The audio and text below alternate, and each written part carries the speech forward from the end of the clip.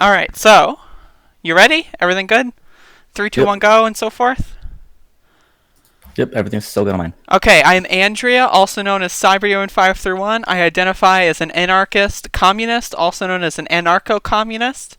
I believe that we should achieve a society in where everyone is equal and everyone has as many things as they need to strive and succeed in life. And we should do so without the necessity of a state. That being said, I don't think dissolving the federal government tomorrow is a reasonable or good idea, and I understand our place in history. All right. That's wonderful. Great. So, on my end, I am Luis Rosales. I am a voluntarist. I've been practicing or reading up on libertarian philosophy since I was, I guess, 14 years old. I'm 25 years old currently. And I view that anarcho-capitalism is the most efficient way of how to run, I guess, either society or how to maintain our resources, just in general. And I do feel the same way about, not collapsing the government today, because that's just going to cause way too many problems in the future. So I guess we can agree right there. All right, Just to first start off with. agreement. Let's go. Yep. Put one in the bag. Already so. That's it. Okay, All right. So, so what do you want to talk about first? well, you did We say have an that you outline, wanted. but I don't I haven't scrolled up. So do you have that on hand? Yeah, I have it right here. Okay. So, excuse me. You said first that you wanted to discuss, Antifa, Medicare for All, the 2020 presidential election. So I guess we should just go down a list Let's from go left to down the right. list. So a lot of All right. people I So, talk to that are on the hmm libertarian spectrum hmm think that Antifa is a domestic terrorist organization. And yeah, I looked at a video on your channel that had a yep. title of similarities. So would you like to state your opinion? Oh, okay. Yeah, no problem. In that exact video, I was referring to, I guess, the recent attacks that were happening in Portland, Oregon, and I was basing my opinion based off of those events and other similar events. And the way Okay. how I see Antifa is, I think they're, I in my view, I did think that they are more of a terrorist organization. However, I did mention that, we need to distinguish between who is, violently attacking, who are bandwagoners, and who are just, people who are, concerned adults or concerned individuals. And to, paint the whole movement Antifa as a terrorist organization, as a terrorist group, I think that's not a good way of how to handle it. There needs to be discretion between who is actually being violent and who is just a concerned individual. Okay. And that's basically how I feel about Antifa, just in general. Okay. They're not a So, terrorist organization, but all there right. are violent people involved. So, okay. Now, when you say that there are violent people involved, can we get like say a percentage of what you think the overall movement is, I and would the say the violence individuals inside the movement? I would say it's a very small amount. Like a percentage. I guess I don't want to be.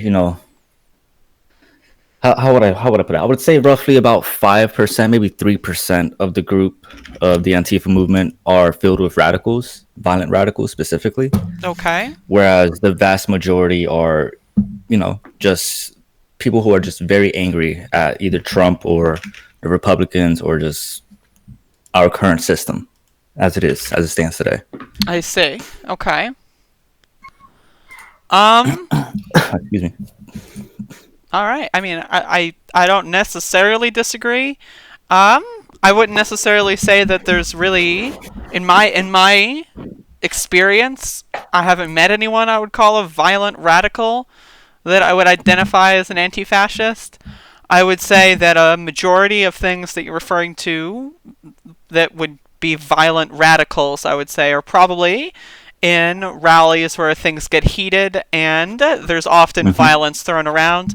Most of the time, in my Absolutely. experience, I've been to a lot of these rallies, both in and out of Black Bloc, and a lot of the time, there's people that are on, say, the side of the right that will often instigate, and they will use Yes. police to instigate as well, and will often I, kind of bait mhm.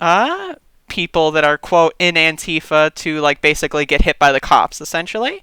I've seen police beat the shit out of people more times than I would like to be comfortable with. Um, so one thing is I would like to say is that Antifa does not exist in a vacuum.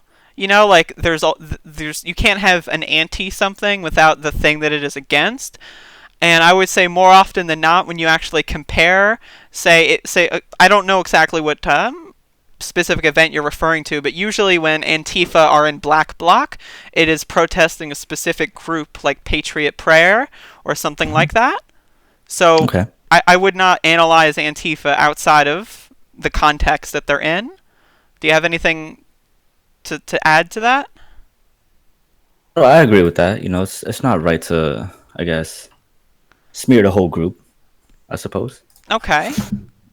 So now, do you understand what the core tenet of anti-fascism is? Like, do you understand that it's against fascism, and do you understand that there are people that openly identify as fascists in the street generally, especially in cities like Portland?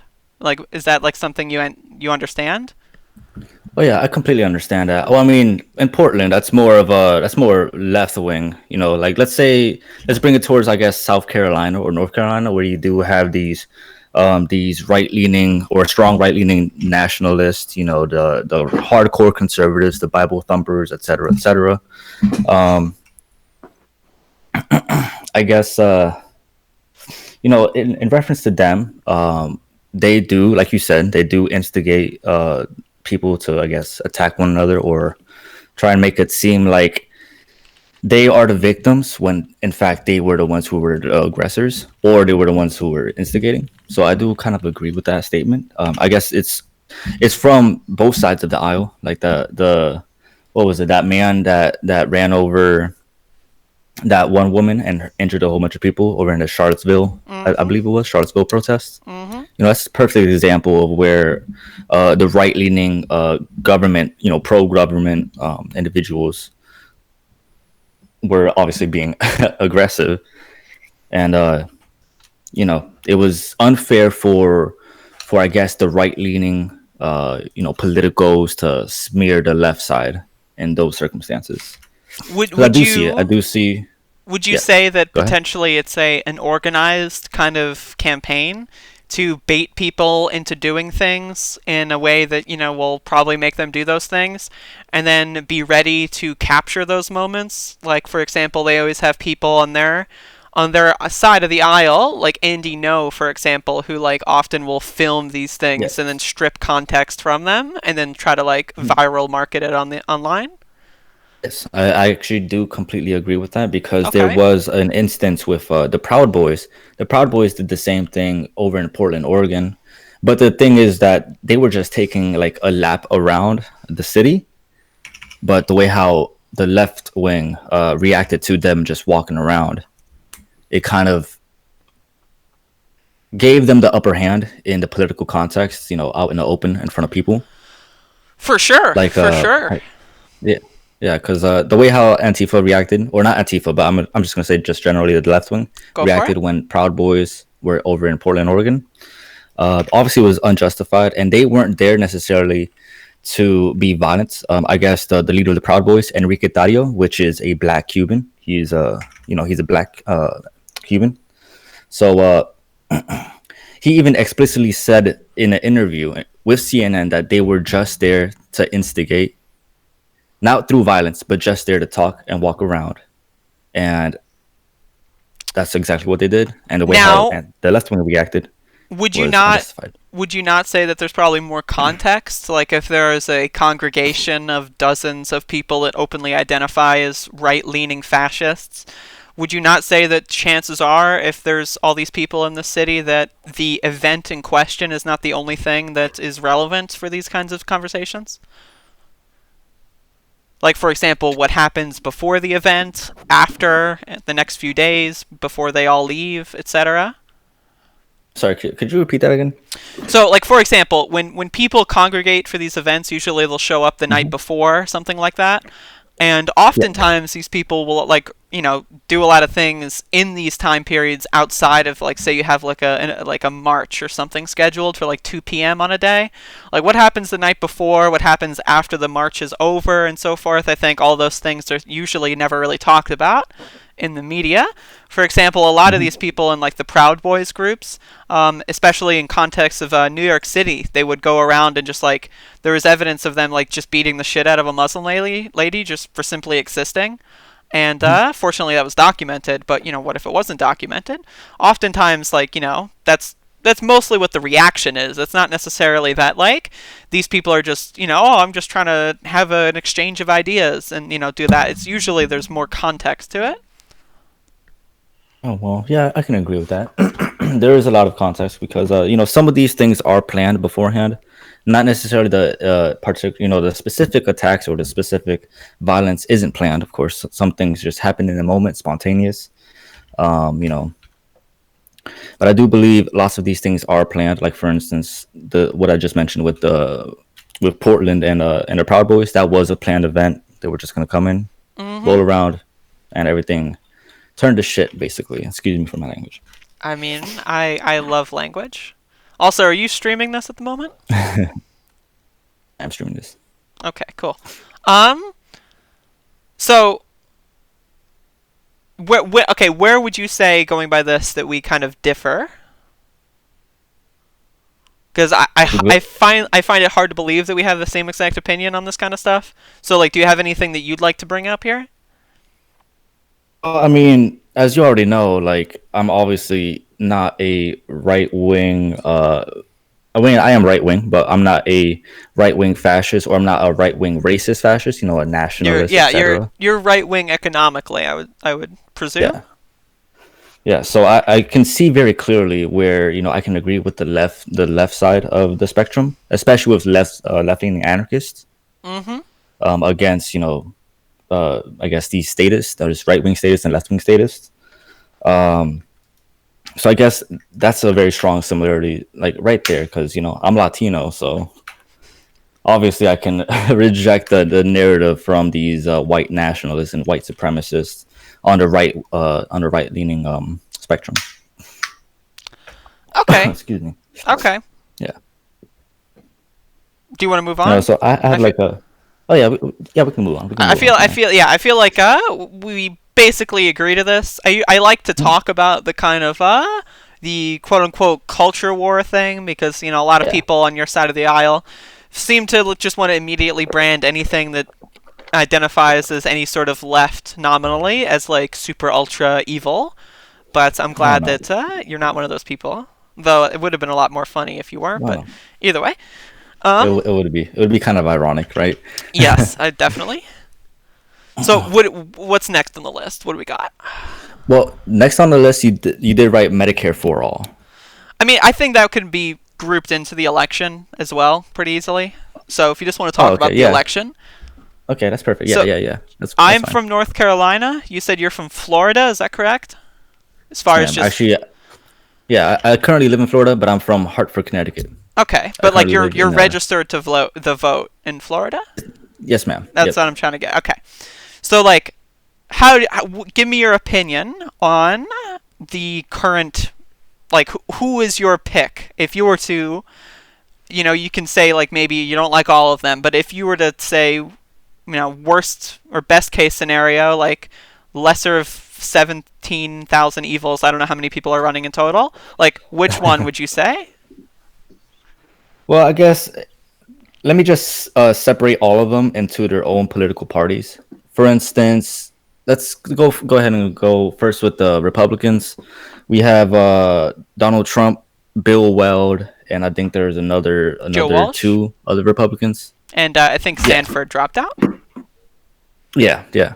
So out of them, I would support Bill. Obviously I'm not a Trump supporter, but I do support Bill. He has Okay. he has very strong economic views that I do agree with. And he ran as a So Bill libertarian Weld, last time. yep, That was that's fun. correct. So I do support him in the Republican side of things. As for the Democrats, I am very strongly opposed to both Bernie Sanders and Elizabeth Warren. However, in my opposition to them, I actually really do like Tulsi Gabbard and Andy or Andrew Yang. He's kind of warming up to me as well. Okay, this is going to be a lot more fun then. All right, wonderful. Do you have anything to say about the corporatists, or can we safely ignore them? Well, I mean, the corporatists are corporatists, and I would never support Joe Biden or any, Kamala Harris. Never in my life, Well, never. thankfully, she dropped out, so we don't have to worry about that Yeah, one anymore. yeah, exactly. Yep. Ding dong. Yep. Okay, so Pretty much it. what do you like about Tulsi Gabbard and Andrew Yang that you don't like about Bernard Sanders and Elizabeth Warren? Well, I know more about Tulsi than I do about Andrew. Okay. Andrew's just been in the back of my head. Not Okay, really too important, really, so I don't know too much about him. that's But fine. in regards to Tulsi Gabbard, I like the fact that she is a veteran and she does have information that these politicians do not have. For instance, obviously, um, excuse me, Donald Trump is a fool and he's not very good at handling diplomatic situations. So I believe Tulsi Gabbard's very strong on that point. She was willing to meet with Assad Mm-hmm. and have a conversation with him at the very least to try and see if maybe we can be diplomatic about what's going on in Syria and other places in the Middle East. And I believe that's something that we do need. Okay. Well, Or yeah, that would we you not do say need in the that president. Donald Trump's open embracing of Vladimir Putin and Kim Jong Un are? Would you not say that those are in that same vein? Or are you saying that Tulsi is maybe more open to more leaders in that kind of same criteria? I believe Tulsi is, yeah, exactly what you just said. Okay. Tulsi is definitely preferred because, well, Donald's mostly just talking out of his ass. Okay. And whereas, like, he's doing it, just kind of falling into it, whereas you think Tulsi would do so with the actual best interest of America at the Hmm. heart of it, and then also just have more Yeah. information going in. So, do you not think that Bernard Sanders is strong on foreign policy, or do you only specifically like the open dialogue with Assad? What exactly brings you about to this conclusion? I like the open dialogue that Tulsi Gabbard is willing to have with our opponents. However, regarding Bernie Sanders, I think he's going to give too much to, radical left wing authoritarian governments. For instance, Cuba and Venezuela. So I feel like he's going to try and What prop makes you them think up that? if he was president. Just judging by the fact that he was unwilling to call Maduro a dictator during the CNN debate, I believe it was, or the So, do ABC you think debate. Maduro is a dictator? Absolutely. Okay, we can get into that. Write that down. We'll get into that Mhm. in a second here. Um. I don't know. Okay. So. Okay. So is that I'll be it right as there. far as foreign policy is concerned? Do you have anything about domestic Uh, policy you want to talk about with the candidates? well, I guess Medicare for all. I think Medicare for all is very unsustainable given our current budget. It's because right now we are in a deficit, roughly about $1 trillion, if I'm not mistaken. And Mm-hmm. if we do Medicare for all, where does it end? Does it end at just for citizens? Does it end at immigration? Does it even include illegal immigrants? Which is what I think Bernie Sanders was trying to push Well, for. I mean, first of all, Medicare for all is actually cheaper than the current system we Mhm. have. So, Yeah, do you agree with that? nope, I do not agree with that at all. Well, I mean, Judging from some of the numbers that I've been reading, it's going to be upwards of like 6 trillion to bring Medicare for all for everybody. That's from the numbers I've been so seeing, six and that's trillion is minimum. that 6 trillion on top of what we have now, or is that No, six six trillion? trillion. Let's say if we remove our current welfare, Medicare for all or Medicare and Medicaid, and just replace it with Medicare for all, it's gonna be like roughly about $3 to $6 trillion, which is we don't even generate that much in a given year Okay. worth of income. So, so my basic thesis here is do you understand what a risk pool is when it comes to insurance? Not exactly. You can explain it to me though. Well, a risk pool is basically the total amount of people that you have paying into an insurance. So, like for example, Hmm. say you have hurricane insurance in the context of Florida. I'm not sure if you have hurricane insurance, but the more people that pay into hurricane insurance, but like so the insurance company will take in all that money in premiums, and they Hmm. take in that money with the intent that, well, we're probably not going to have a hurricane destroy every single one of these houses. So like Hmm. if you take money from each one of these houses or households and say a hurricane only destroys like 20% of them, the rest of that is just profit, right? So basically, Medicare for All's kind of core fundamental thesis is if you expand the risk pool for every person in America, even healthy, like, you go to the doctor twice a year maybe, and that's it. They're paying into the system, and that will basically reduce the overall cost because there's more people paying into the system and less people actually needing the system. Therefore, risk pool, there's more people, and that basically means it costs less. Whereas like right now, we don't have everyone paying into the system. And when people do pay into the system, they pay higher prices because insurance premiums often will charge extra money for things that don't Yeah. cost that much. Like for example, this can go into like pharmaceuticals, like like drugs or like Hmm. insulin that's like $10 in Canada is like $1,000 or like Hmm. like I'm Correct. not diabetic, but like that's just one example. Yeah. Yeah. Does that I make can see that. sense? Yeah. Did I explain that correctly? I Yeah. feel like I didn't, but You did a fair job. I did a I fair mean, I job. do Yeah. understand, how the insurance works. It's like a very similar to car insurance, of course. I don't have a car. Car insurance is like it's like a bet. It's like a bet against yourself. You're betting Yes. that if you do get into a car accident, you're gonna benefit from whatever funds that you paid into. Mm-hmm. So, I'll have to rethink how I view Medicare for all. I would I guess. also argue that if, for example, I'm poor, right? I've cut my Hmm. pills in half more times than I can count. I've avoided going to the doctor more times than I could count. Like, if I could have just had regular health services for the entirety of my life, I probably wouldn't have as many medical problems that I do have. So I would argue that if we did have everyone, like, even if it did cost more, right? If we had everyone that was like perfectly well oiled and everyone was super healthy, I would say that that would probably be a boon to the economy as it goes. Like if everyone doesn't have to worry about like, oh, well, what if I, need to go to the doctor? I can't pay for it. And like what if someone's just gets the flu and they can just go to the doctor and get cleaned up, like I would say that that would have other kind of stimulating effects to the economy that would not be necessarily initially countable just in the Medicare field. Does that make sense? But yeah, I mean, naturally, if the population is healthy, everyone's going to be a little bit more productive. So Yeah. Like, because I know when I'm yeah, that's sick, just that's no I'm brainer. not doing much. Yeah. And if I could go to the doctor, hypothetically, I could pay the $30 copay and just get like Hmm. antibiotics. I would be probably fine, you know, in a few days Excuse me. sooner. No problem. Well, I mean, like I said, I'm gonna have to rethink how I view Medicare for all because I'm just viewing it, just thinking about what do we do with the immigrants in particular, and especially So, illegal immigrants. okay. So, would you want to talk about immigration?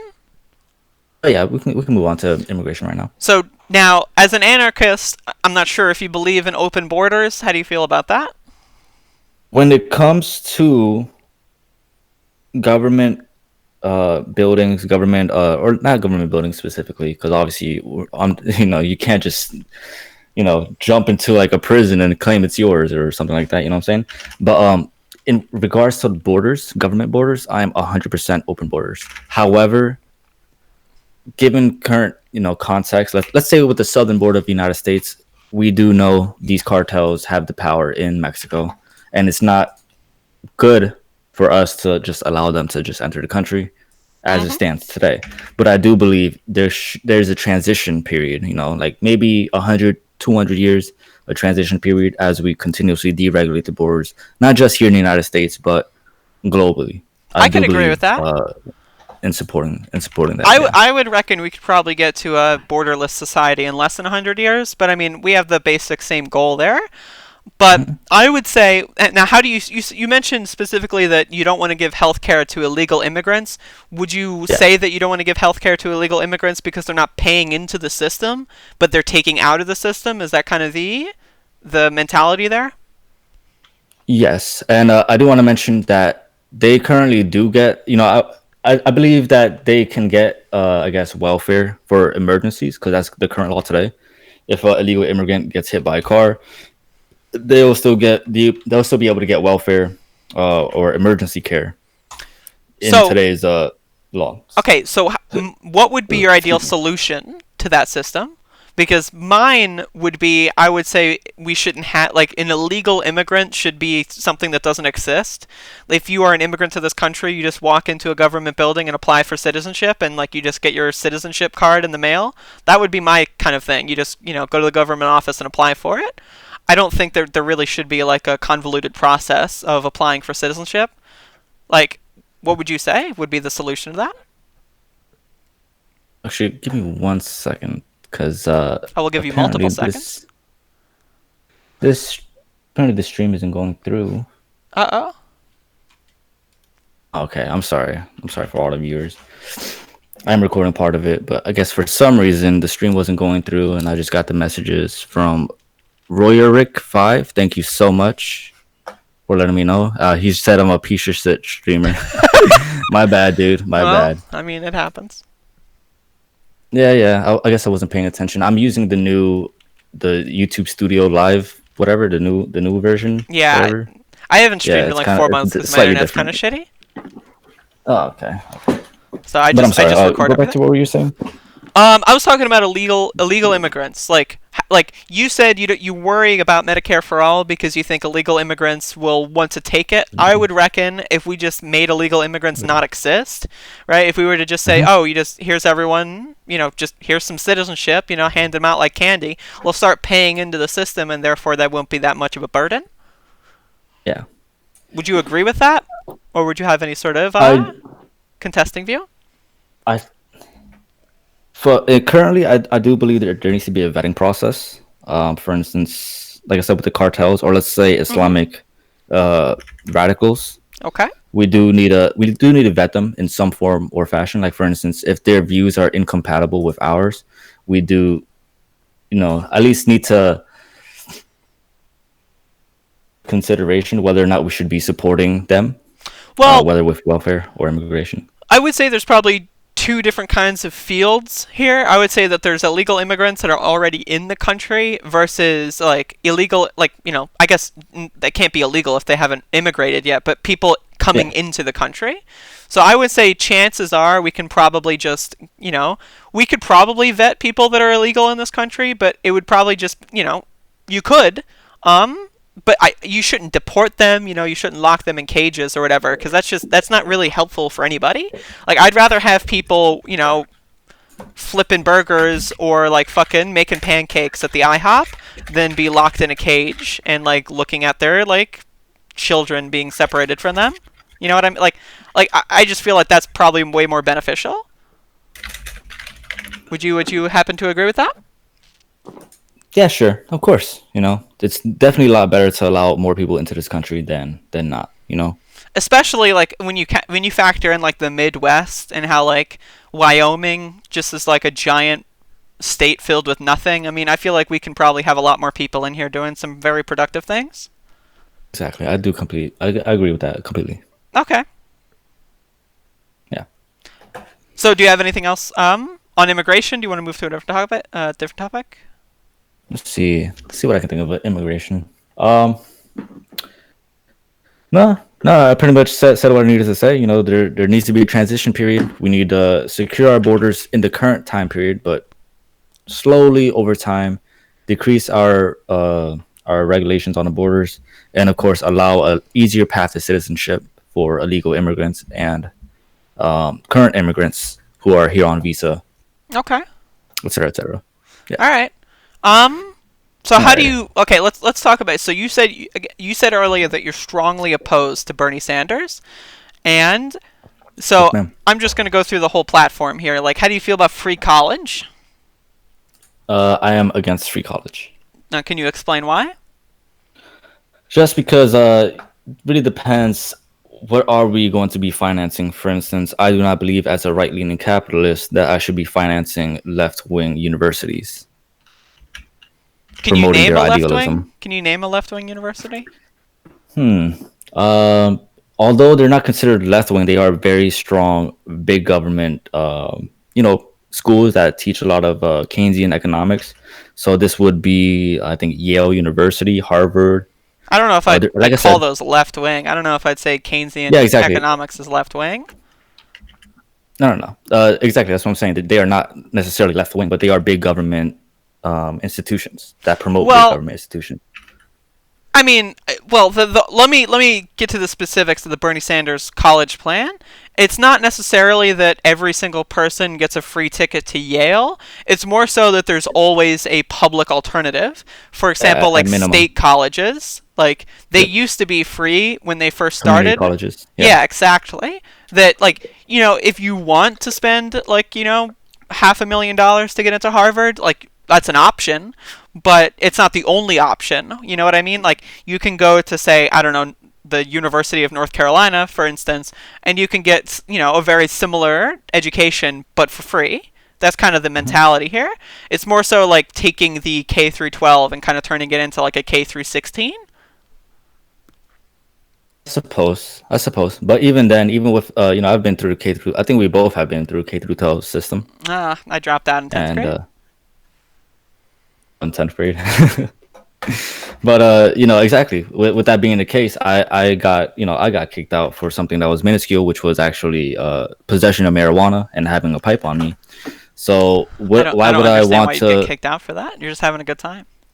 Yeah, I know. But it's like, why would I subsidize these government institutions when they're not even going to allow me to have an education just because I made a small minor mistake, such Well, as carrying marijuana on I my would person. I would personally say that's not a mistake, but I mean, we can already go into the fact that you're already subsidizing them. Yeah. I would say my opinion when it comes to government ownership, um, I would mostly say as a general rule, I think that governments owned things are generally held more to account. Ooh, Mhm. I'm making noises. Than a private institution. Like a private school, I mean, unless you're really, really rich and like you control their flow of money, chances are if you complain to them, they're not really going to do anything. Whereas if it's a public school, you always have the option to say, like, I don't know, like at the very minimal, you could like write the mayor and like the mayor can get involved. And then there's also school board elections and so forth that you can get involved with. I would just say that public schooling is probably just more, able to hold them to account.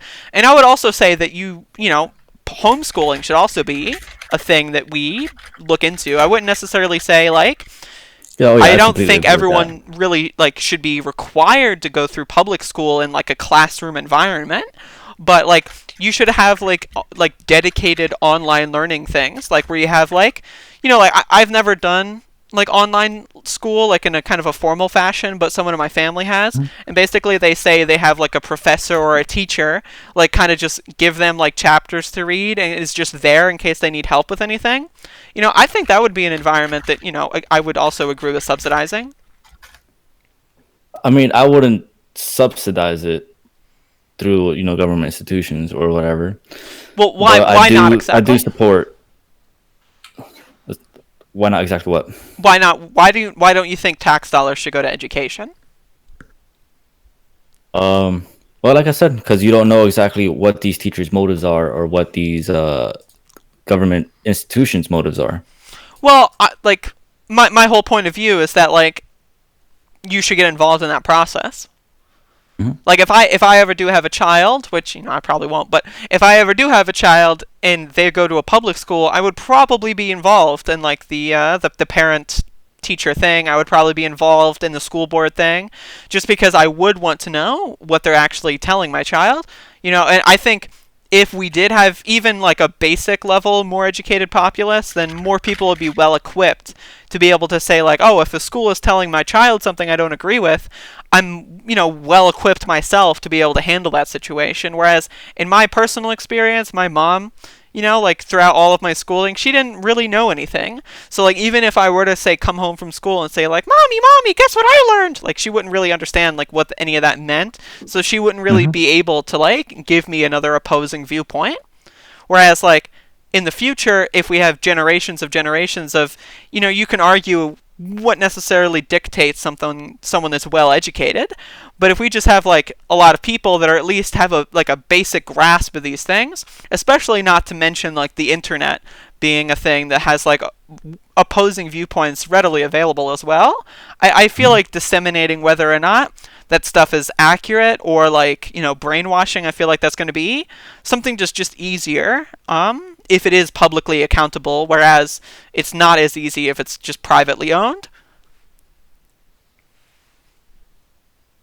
I could see that point. However, even if it is privately owned, you're still going to be subject to criticism by other private institutions. That I Yeah, for sure. It's just more so that that criticism doesn't mean as much because like as long as you're not, the thing with private institutions is if you're not interrupting their flow of money, via like, even if that goes as like you tell everyone that Money and pays. reputation. Yeah. Yeah, but like the reputation kind of leads to the money. Like if you sully the Yeah. reputation enough, eventually their money will go away. You know what I mean? So like Correct. Yes. it would require a lot more resources in order to actually interrupt that cash flow than it would Mhm. be if like you could just go to like a parent teacher meeting and like just scream at someone for indoctrinating your kid with evil Marxism or something. I reckon that I support public subsidizing of free college just because I would like to go to college. I think people should go to college just for the experience. I also think that colleges should also like just be they should definitely be different in the way that they go about things. But I would just say that like if I want them to be different, the fact that I'm subsidizing them with my tax dollars would give me more of an incentive to want to change them rather than, oh, it's just Michael Bloomberg, like just dumping money in there, so there's nothing I can do anyway. It really depends. I guess with me, since um, both my parents, both my parents are Latino. They didn't really learn how to speak English until we moved here into the United States or onto the mainland United States. Hmm. That's when they started learning more Spanish or more English, I should say. My father came here from Peru, traveled all the way up, through Panama, et cetera, to come to the United States. And our education, the way how we viewed education was more of if you don't want to educate yourself or you don't want to be in school, like I didn't want to be in school, then we're going to put you to work.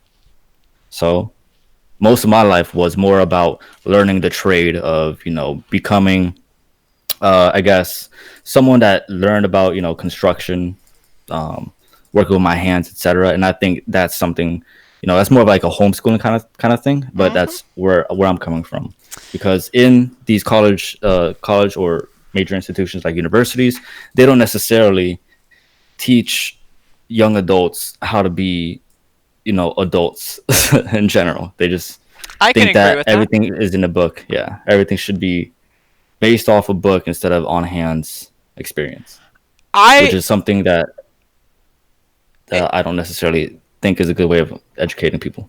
I would agree with that. I would also say that it's probably less likely going forward, say in the 100-year time span, that we're going to necessarily need to know a lot of these skills, just because of the way technology goes. Obviously, it's probably always a good idea to understand how to live in the woods and stuff like that. But I'm not Hmm. necessarily. Sorry, I'm drinking coffee a little fast, so I'm making a few noises. Um, That's fine. I wouldn't necessarily say that learning how to do woodworking is necessarily going to be more valuable than learning, I don't know, critical thinking or something like that. And No, again, of I course. have criticisms with how schools work. I think schools should be a lot more teaching you into tangibles like civics and how government works. Like, I didn't really learn how government Mhm. worked at all when I was in school. Granted, I dropped out in 10th grade, but that's not important right now. I think that stuff should be taught ingrained in like elementary, I would say, and basic Okay. civics. Like I think it's super important. Um, Yeah. and I would That's actually also, how they taught us in Florida. They actually taught us, about the Constitution in elementary school.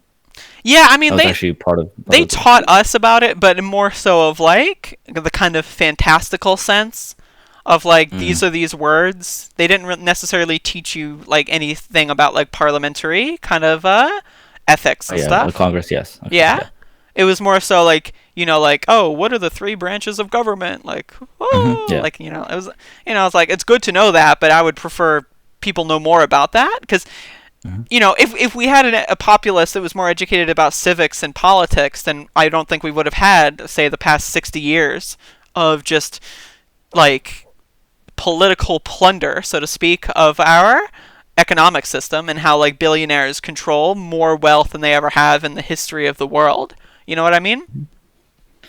Yeah. But I mean, with that being said about billionaires, I don't think it's an inherent bad thing that these individuals own the amount of wealth that they do. So, okay, do you want to talk about wealth? Like let's use this as the springboard for the wealth tax. How do you feel about the wealth tax? Okay. Yeah. Oh, what do you mean by wealth tax? Are you talking about inheritance? Well, Bernie Inheritances? Sanders has a wealth tax that if you have a lot of money, basically, the total net worth of your assets will be taxed. So, like for example, Oh no, I don't. that's horrible. Why do you think that's horrible? Their total net worth will be taxed. That's that's pretty over. That's I think that's stepping the line. Why? I would say income. You're taxing their income is something different than taxing their overall wealth. Why That do you that's say something a that? little bit.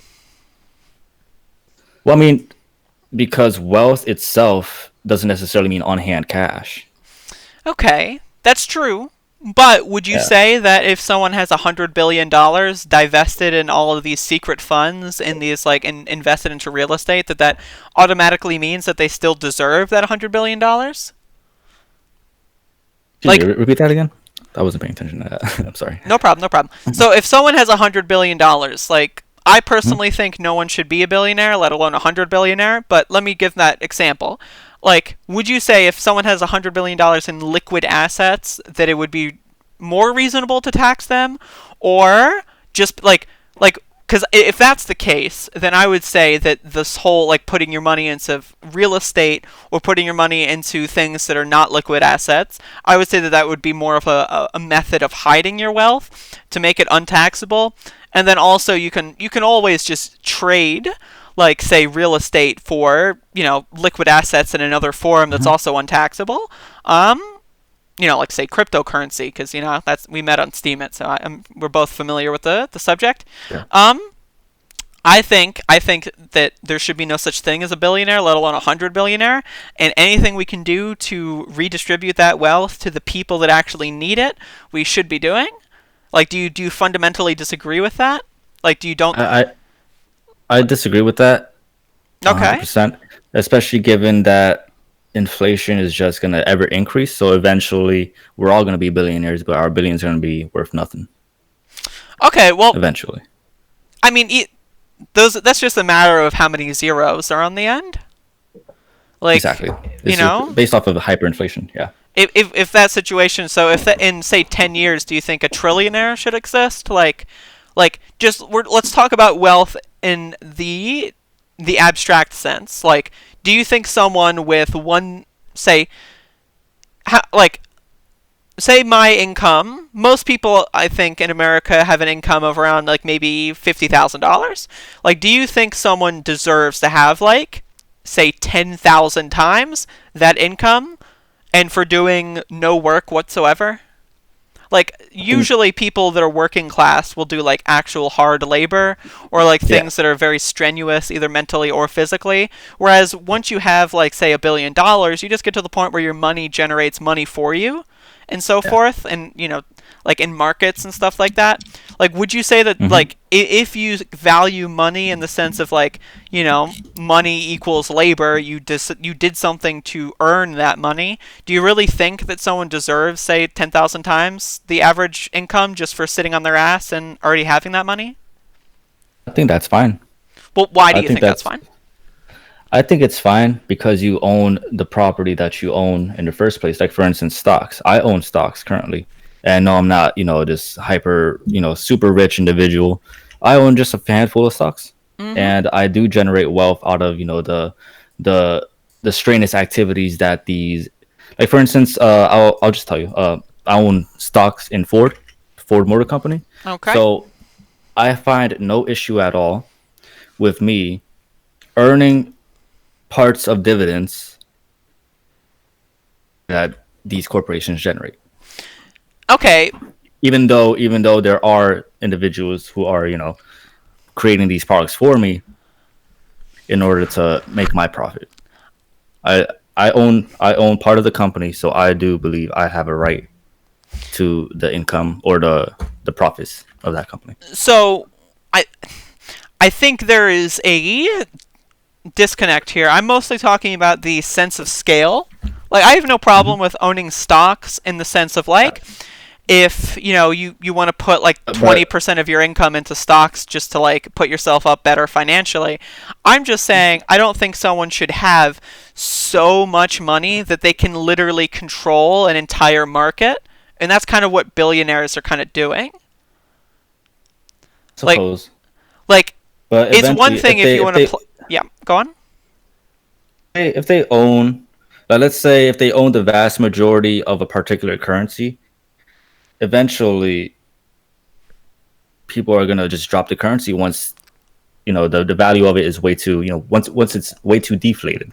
They're just gonna get rid of the currency altogether and adopt a different currency, which is the entire essence of cryptocurrency. Yeah, I don't know if I Eventually, necessarily their wealth will eventually collapse I don't know if I if there's no necessarily think support. that, especially when billionaires often put most of their at like wealth into like real estate and stuff. Exactly. Like So how do you just switch real estates? Like do you just move to like a different country? Like what is the argument here when it comes to like tangible land? mm, well, I mean, how should I put this? At least, well, I mean, from my perspective, I'm coming from, like I said, my father came to this country as an immigrant, and my father is currently a businessman, and I would argue today that he's a millionaire. He came from nothing to having something. Okay. Well, a millionaire is a hell of a lot different than a 100 billionaire. But even then, like he worked for his stance. So if he would ever become a billionaire, which I do hope he does someday, but it's very doubtful. I do believe that it's completely fine for him to have these different properties and to sell them off and not have them be taxed. Uh, I still think there's an argument Go for a ahead. sense of scale here. Like 100 billion is, if I understand my math correctly, 100,000 times Mhm. a millionaire. Like I don't know if any one person deserves all that in their pocket. Like what is stopping, say, Jeff Bezos, if we have the current system that we have now and we add another 10 years to it, what's stopping Jeff Bezos from being a trillionaire and say like being able to own, say, I don't know, several states in the United States like worth of land? Like is there no limit? Do you think there's just no limit to the amount of wealth that one person can have, let alone groups of people? Like if you like Mark Zuckerberg, Bill Gates and Jeff Bezos like collectivize, like just not counting that whatsoever, but like individuals, like what is if you were to give a limit, what would your limit be on individuals owning wealth and necessarily in the tangible material assets such as land or real estate? I don't think that there should be any limits, in my personal view, because wealth is subjective. Well, it's not For necessarily instance, subjective when it some, comes to land. yeah, well, the actual value of the land is subjective. I guess. But like say okay, let's say 100 years from now, if we don't do anything about unregulated capitalism, which I mean, I suppose that you are a fan of unregulated capitalism, but I would say that if Jeff Bezos were able to control like like say Jeff Bezos were able to buy out the United States government, like let's say See, something like that well, I could mean, occur. in reference to our situation over here in Florida, with Disney, Disney actually does. I mean, I'm not going to say that they own this area, but they do own the vast majority of the land in Orlando, Kissimmee. Mm-hmm. So they have it's a private corporation. Obviously, they have their own highway system. It's a privatized highway system. They have their own gas stations on their agreements with other gas corporations and stuff like that. But they also allow other people to have their businesses on there. So I don't think it's inherently a bad thing for these massive corporations to be running a particular section of a region, especially if they're willing to open it up to the public, like Disney World has.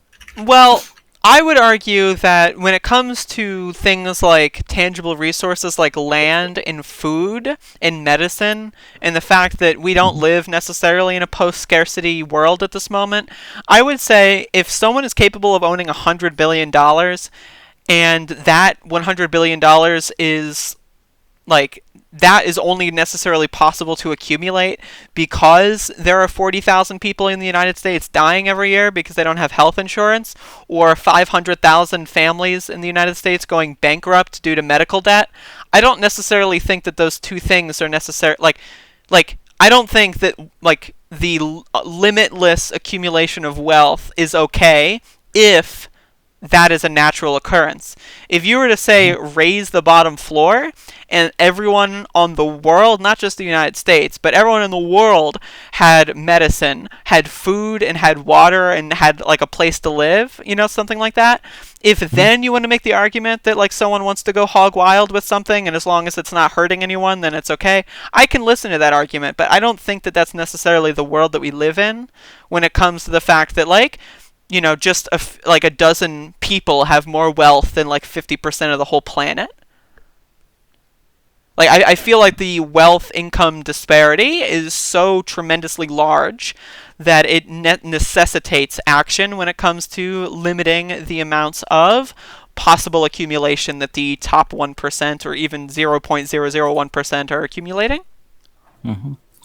Well, I mean, in regards to the wealth of some or a lot of poor people, I do argue that a lot of these individuals make risky investments or they just fail at whatever business prospects that they might have had at one So, point. are you making the argument that poor people are poor because they don't understand how to not be poor?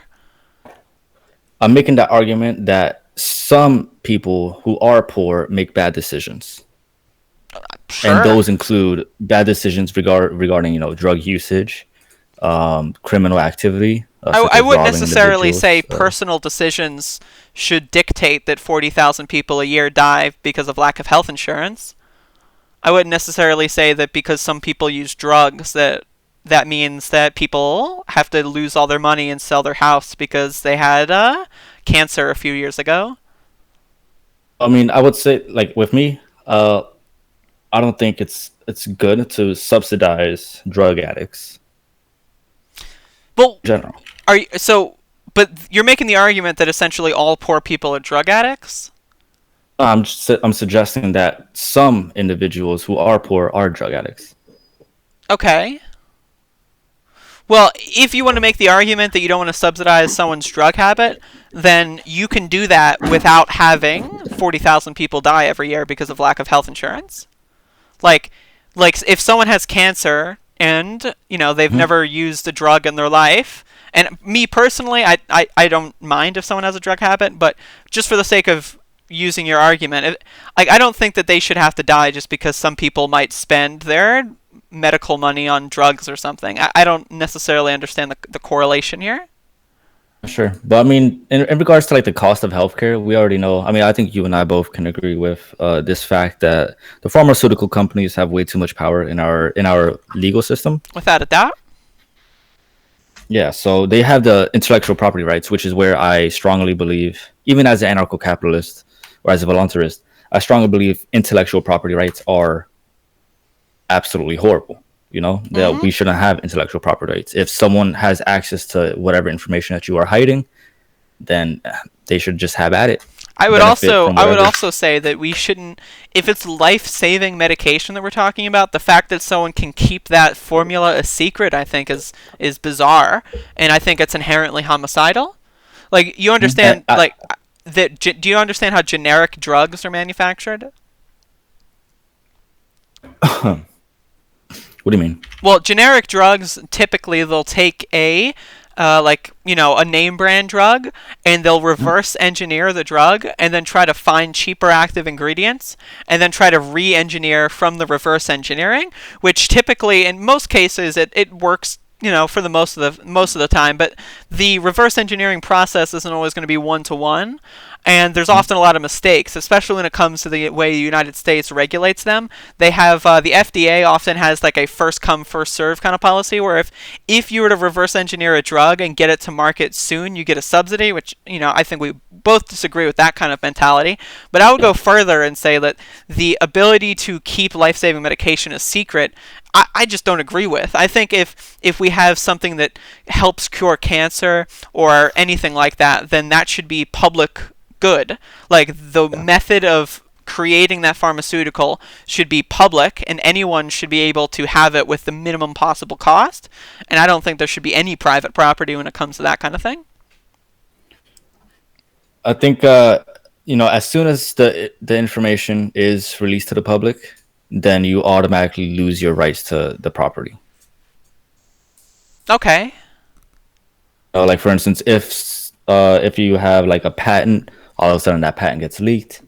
It's in a public space. It's already too late. You have no right to just keep it to yourself. You either need to market Well, your product a little bit better or be a little bit more competitive. I guess my opinion here is I would compel that. I would say instead of having it leak, I would say that you should, like, not should, but you have to make that a public good. Like if we're talking about something like a cartoon or whatever, then I think that's more a logical conversation. But if we're talking about something like life-saving medication, I don't think that that should be able to be kept secret. I think the fact that it is kind of bizarre. Hmm. I don't know. I just view it quite differently. Um, but I think the main problem with the amount of these people dying every single year, it's less to do about capitalism, more to do about the intellectual property laws. So I believe a lot of the problems that we are seeing today in terms of people dying because of health related concerns, it's mostly to do because of these IP intellectual laws I or mean, intellectual property laws. Excuse me. I half agree and half disagree. I mean, we can still have billionaires and also a functioning healthcare system like they do in most European countries. So, like, I do agree that those 40,000 deaths themselves could probably be alleviated without changing the core structure of capitalism. But also, if you want to look at it more wider sense, if you look at the kind of resource immiseration over the last, say, 600 years or so in the continents of, say, Latin America and Africa and maybe even the Middle East, like Mhm. like these continents and these people have been systematically stolen from through like neo-feudalism or cannibalism all the way up until like the current thing. I don't think there is really a way to wipe the slate clean when that kind of stuff. Like that's why I have more of a global outlook, though I don't think we can achieve a global healthcare service in the near future. But that's what we should strive to do, and I don't think that you can necessarily institute a global healthcare service without dealing with the actual fundamental structures of capitalism and how you do have people like Jeff Bezos that have over $100 billion just to themselves and for them to play with Mhm. when there are, Yes, but an entire continent of starving people. of course, but in reference to Jeff Bezos, I mean, he does run multiple corporations under his name that do different kinds of researches. Amazon, everybody knows Amazon. Amazon is not a research and development company. They don't really do anything other than bring people their dildos or whatever, tacos or whatever. I could And definitely get a free dildo, Amazon, if you're listening. yeah, so exactly, like in that respects, whatever. But Jeff Bezos, he has a a space company right now, and he's investing the majority of his money into that. Same with Elon Musk, and vilifying them as billionaires just for them being billionaires is really discrediting what they've already done to promote technology that would definitely benefit the entire world. So, do you think that one person should have responsibility over that kind of technology? This goes back into my argument when it comes to schools. I would rather have a publicly funded thing like NASA develop that technology that's accountable and that we can actually influence than just have one person have the kind of directive abilities. I don't think Elon Musk having billions and billions of dollars is a good thing. And even if he does like develop some cool technology, I don't think he would be able to develop anything that we wouldn't have developed a better version of if we were to have, say, like, a board of like the 1000 smartest like tech engineers. Like, I don't think that Elon Musk is a visionary or that Jeff Bezos is a visionary just because they bump like money into like SpaceX or something. I don't think that that necessitates the requirement for them to exist. I would Sure, say but I would intertwine this with, if we were to have free college and Mhm. everyone was more educated, I would say that these things would probably be developed more quickly because we would have more people that have the more building blocks to work with. Like, for example, when I was in high school and middle school, I was really interested in things like, like space. I was really interested in like how, like, engineering and that kind of stuff, but it was just because, like, you know, I didn't have really the resources to kind of further my education in there, and I didn't have resources to do anything really at all. So I just kind of dropped that whole thing just because of that resource like restriction.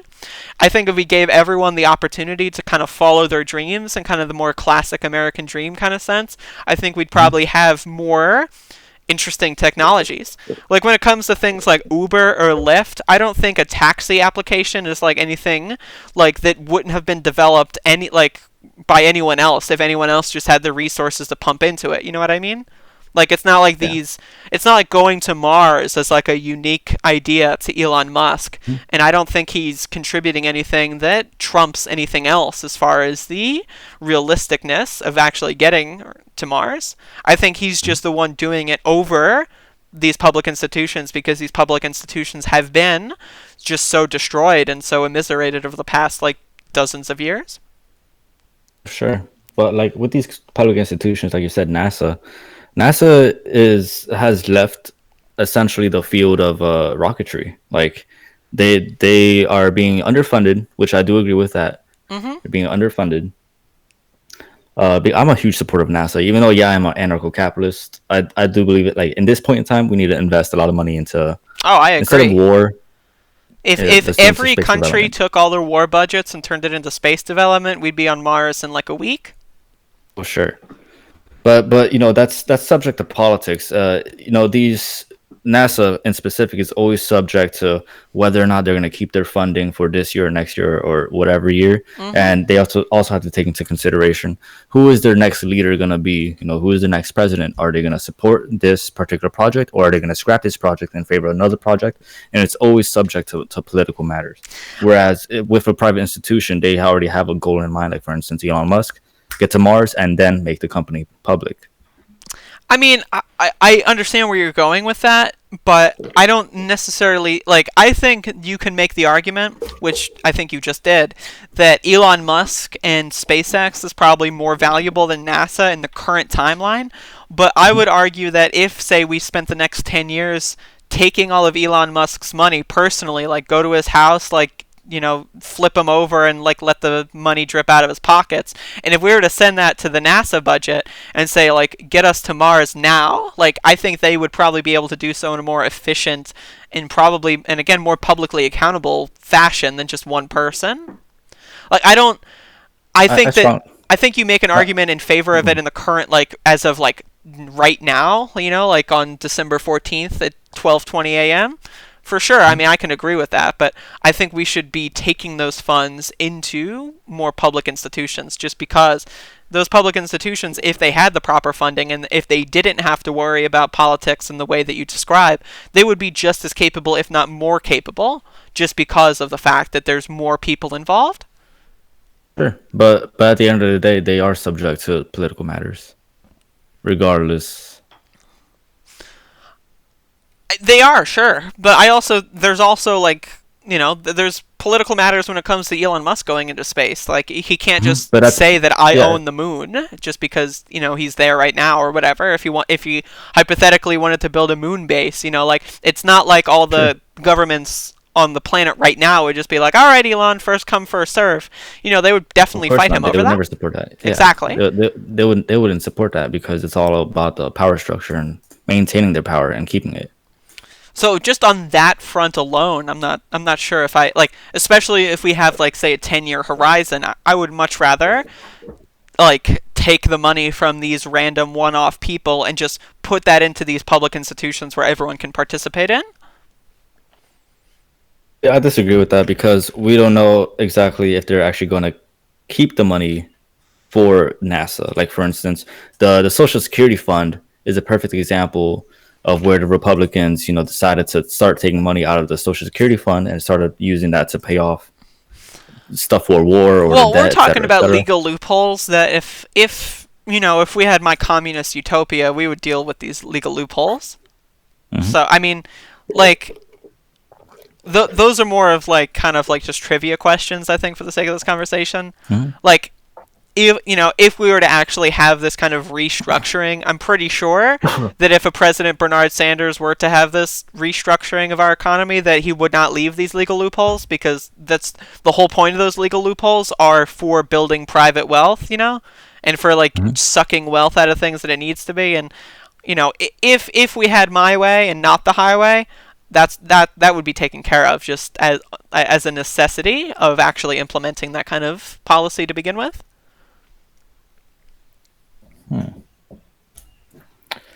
I don't know. I still strongly disagree. I think it's very inefficient to leave the money for NASA. Like for instance, what happened with the internet? The internet was originally made by the military Mhm. and was for the military before it was released to the public. Mhm. And once it did reach the public, everything became far more efficient. Everything became faster. We can use, Well, Twitter, Facebook, this goes back to my thing is I Steam, don't think it should be all the secret. cryptocurrencies. I like Oh, the sure. the public should like public institutions should develop these things for the public, not for themselves. Like that's the whole point of like kind of the socialist and communist kind of way that things work, is that it's not necessarily government owned so that the government has it. It's government owned because governments are publicly accountable, in theory at least. Like if we were to go down this road, government institutions would be more publicly accountable just as a necessity of implementing these policies. So like if NASA were to create, or just any sort of publicly funded organization were to, let's just go back with pharmaceuticals, like if we were to say subsidize a cure for cancer, like it's not like the United States government would have the cure for cancer and then they would secretly administer it to, like, I mean, it's possible they could in this kind of timeline, but in my kind of Hmm. timeline, I don't think that would be a thing. It would just be like, okay, we have that now and let's help everyone. I think everything's just mired in politics. It's just so inefficient. In my view, to just leave it all for government matters. Well, I would agree in the current era, which is like I advocate for public ownership, and not even like I don't even think that public ownership necessarily means to be the government. We can have public ownership in the form of like worker co-ops, I like mean, do you believe that every single, like, let's say American citizen or every single individual, do you think every single individual should have a right to a piece of stock of a corporation? sure. I don't think the stock market should exist really in a long-term horizon, but as long as it does exist, I think the fact that not everyone is capable of entering it is kind of bizarre to me. Like if everyone had like say $100 a month to just put into the stock market and do whatever they wanted with, I mean that would only help. It would, one, teach people how these things work. It would teach people economics, which I think could be good in a lot of things. It would also Sure. give them wealth that they can use and then they could actively participate in using, that would actually just benefit them in the long run. Yeah. But I wouldn't necessarily stipulate Okay. that should be in favor or taking over, say, Social Security. I think you should have both of those things. Okay. Okay. I see. All right. Well, I have nothing more to say to that. I guess. Okay. I just gotta say I just disagree. I just disagree. I think it's a lot more efficient to leave everything for private corporations to handle, since they are more focused and more agenda. Not well, I'm gonna say agenda driven. They're more goal driven than I don't. say. I don't necessarily agree with that. Like, what if we were to create a public institution that, with the sole purpose of developing one specific thing, versus like private corporations? Like, I don't necessarily think that just because it's private versus a public institution that would be the core difference. I would at the end of the day say it's probably who's in those like institutions that probably makes the most difference. Yeah, for certain. Like, For if instance, we if were if we were to take all the smartest people in these private institutions and then say like, hey, we'll give you a bunch of money to keep doing what you're doing, except instead of your discovery being for a private corporation, it would just go to everyone in the country. I mean, I think that would be a better system.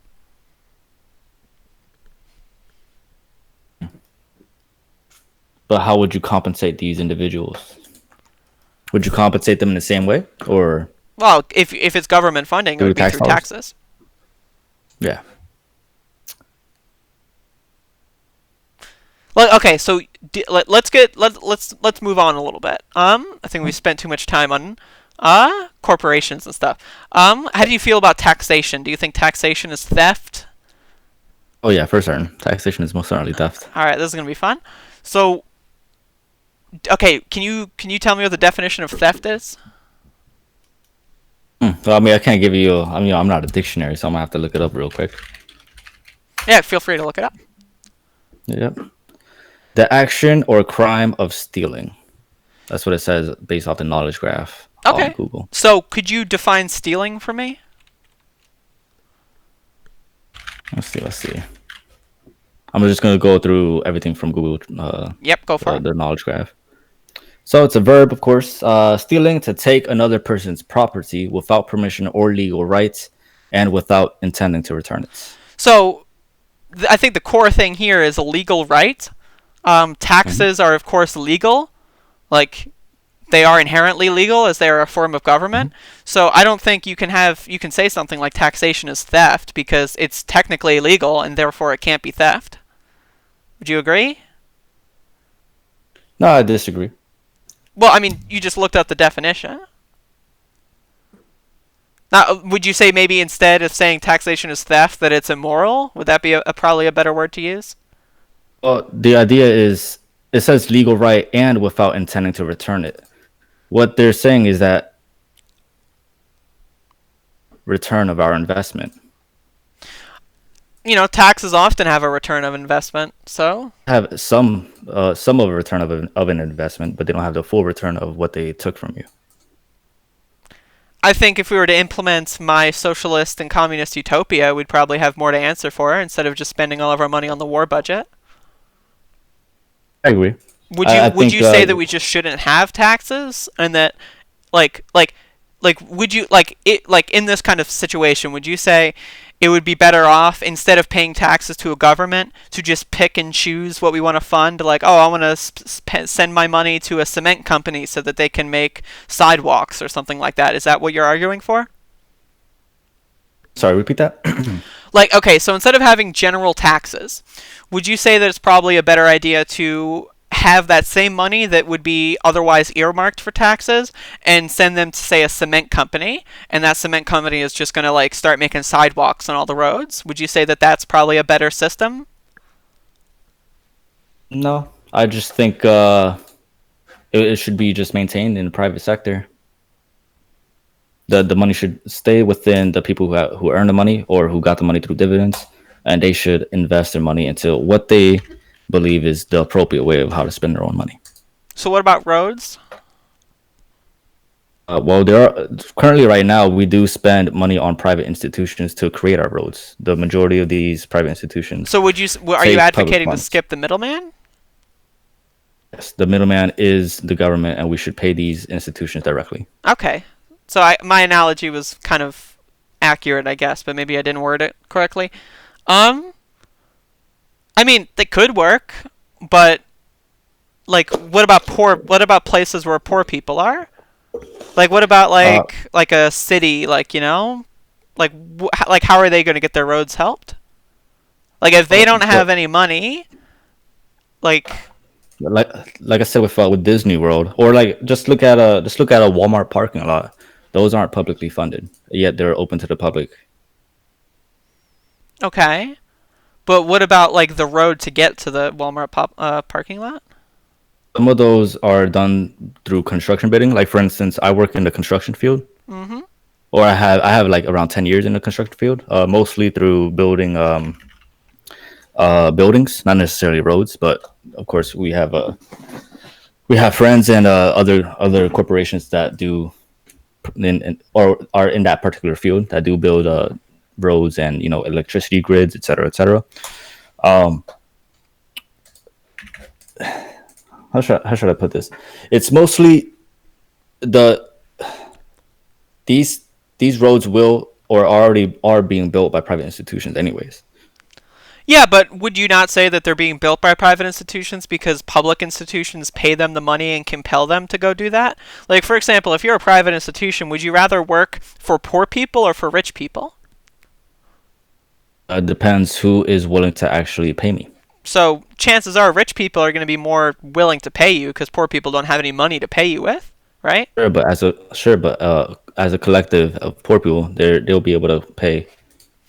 So what are you arguing for like communes? Like we have like collections of poor people and then they make their own kind of like collectivized decisions of what to spend their money on and then they'll be able to bid into this construction market?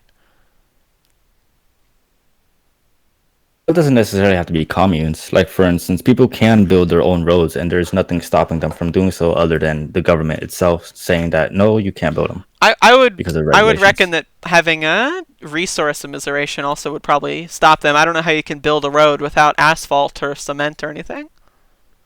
I mean, a road doesn't necessarily have to be from asphalt. A road could just be even a dirt path. A dirt So, path is still are you considered a road. advocating that poor places should just have dirt roads?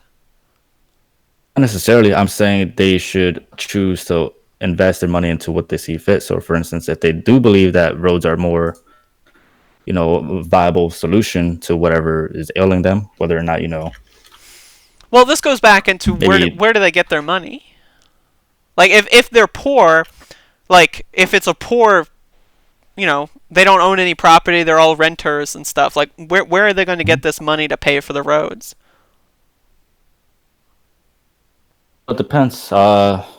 If they're making an income in the first place, and the assumption is, are they not making income in the first place, or Well, are they just poor? let's say they're making income, but most of their income goes to feeding their family. Hmm. Let's say someone in their So even with that, like a lot of families have medical needs that come first yeah. because you can't use a road if you're dead. So we're spending all of our money on food to keep us alive and then also medicine to keep us alive. Like would you say that maybe the road budget is probably like the least of your concerns as an individual family? Oh yeah, for certain. I think. Well, I mean, roads aren't. We don't need to have roads in the first place, and especially where we're going, we don't need roads. I mean, we can make Eventually, the we're gonna. argument that cars kind of ruined the entire world as far as subsidizing the road system. I mean, if you want to go down that path, we can argue for that, but like that would be kind of more of an alternate history kind of thing, you know? Like I feel like the Oh yeah, way for that the sure. world is kind of coordinated, we have roads and we kind of have to deal with it. And I Hmm. mean, I've been to a lot of cities, and I actually live in a town where there's potholes everywhere, and there's like parts of the road that literally just crumble into like a riverbank. You know what I mean? And like they haven't been Hmm. fixed in a while, and that's just because our town is like their budget is corrupt and they just underfund this kind of stuff, which that's also a problem with government, and that's why people need to be more electorally aware and actually protest these things. But I don't think that would be any better under a private system, because at least in this system, theoretically, the answer would be to educate the populace and say like, oh hey, go to these government town halls and protest your mayor and stuff, and they can. Now they're not currently, but I would argue that they should, and then that would theoretically lead to things like potholes being filled and roads being reconstructed. But if we have a private system, I don't see how you do anything without actually having any money. And if you're poor, you don't have the money to actually enter the bidding system whatsoever. Well, like in regards to like Disney World over here, they already are subject. Like for instance, the roads over at Disney are far more well maintained than they are. Like let's say for I-4 International or Interstate 4, Hmm. which is very famous in Florida for having the worst potholes, and that's government funded. It's a giant highway system that's just filled with potholes. Granted, they are fixing it. Currently, they are in currently right now trying to fix all the potholes and create new roads and make the whole system a little bit more efficient. But Well, it took like 30 years for them to do this. and I would argue that Whereas, that would be just because we have such an uneducated populace when it comes to electoralism and how they actually should be going to these like government institutions and holding them to account. Like you say that Disney World has good roads, but they have good roads in the areas that they own. Like what would compel them to have good roads in the outer cities that aren't necessarily connected to Disney World? Like why would they go say 100 miles to the north and, you know, say like, all right, let's go fix their roads. Like, what would compel them to do that? it really depends. Are they trying to bring more customers to their area? Because that's exactly what they did over here with Kissimmee originally when they first built I think it was the original, I think, Magic Kingdom, I think it was one of their first buildings or one of the first properties. They built a long road that was connecting all the public roads to the private roads. Okay. So, okay, let me get this straight. So Disney. So is Disney going to like make more theme parks in say Georgia, and that's how like poor Georgian cities get their roads fixed? Like how exactly would this occur? Like in a step by step kind of thing? Well, it could be. It could be like that, where Disney is funding these construction of roads in different areas for poor people or just in general.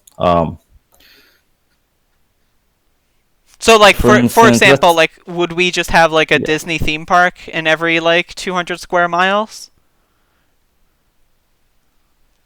Well, if it does need to be like that, then sure, why not? I find no problem with having a lot of theme parks throughout the states. Well, so now here's the thing: is how does Disney make a return on investment? I'm sure that these theme parks aren't free, right? And I mean, I haven't been Of to course not. Disney World in a while, but last time I checked, it cost like I don't know, like $80 to get in there. Like, where are 80 bucks. where are the It's poor people 80 getting this money to go to Disney World? from whatever jobs that they have. Okay, well, what about the ones that don't have jobs? Well, then they can't go to Disney World. That's just plain and simple. But do they not get the roads? Like, let's say that there's a Yes, like a they do get the roads. But what if it's a These roads are poor? What if perfectly it's a public. town of poor people and like most of them don't have jobs because there's no industry in their town and they can't afford to Uh, move because they don't have the money to move and they also can't have like they don't have roads in their town to actually be able to move. Like, how do you get the concentrations of poor people out of poor areas and into areas where they can actually find work? Like, what about coal towns in West Virginia? But that's assuming if they want to leave in the first place. Well, okay, what if they don't want to leave? Leave? Like, what if the only job in their Well, town is a general store and they have like three it employees? isn't it isn't the responsible private corporations to provide them with roads. So they die, in other words. Like they just die because Well, there's no it is other their option. choice. It It's is their their choice choice. at that point. So it's If either. they're not willing to cut down some trees and create a pathway that would make it easier for them to travel from one area to another, as But how do a they small cut little down these community, trees? they can just use down their hands, wait a while, who knows? I mean, how did other people throughout our history cut down trees They did that by without having the modern tools? collectivizing and helping each other get to that location. Sure, but it's a matter of personal responsibility as well. If you have the option So okay, to let's actually, say let's Mhm. say just for the sake of argument that it's a small town. It's got like say I don't know 2,000 people in it. And let's say that they had a coal mine and they mined all the coal and now there's no more coal, so then they lost all their jobs. Like what do they do at that point? Like do they all just say, "Well, I guess we just all commit suicide now." Like we have nothing left. That's the only job in our town. Like Are you saying that we should just like do mass migration to like central cities? Like would this only work with central cities? Like what about rural America? Like how exactly does this benefit rural America without like having everyone migrate to a mass city?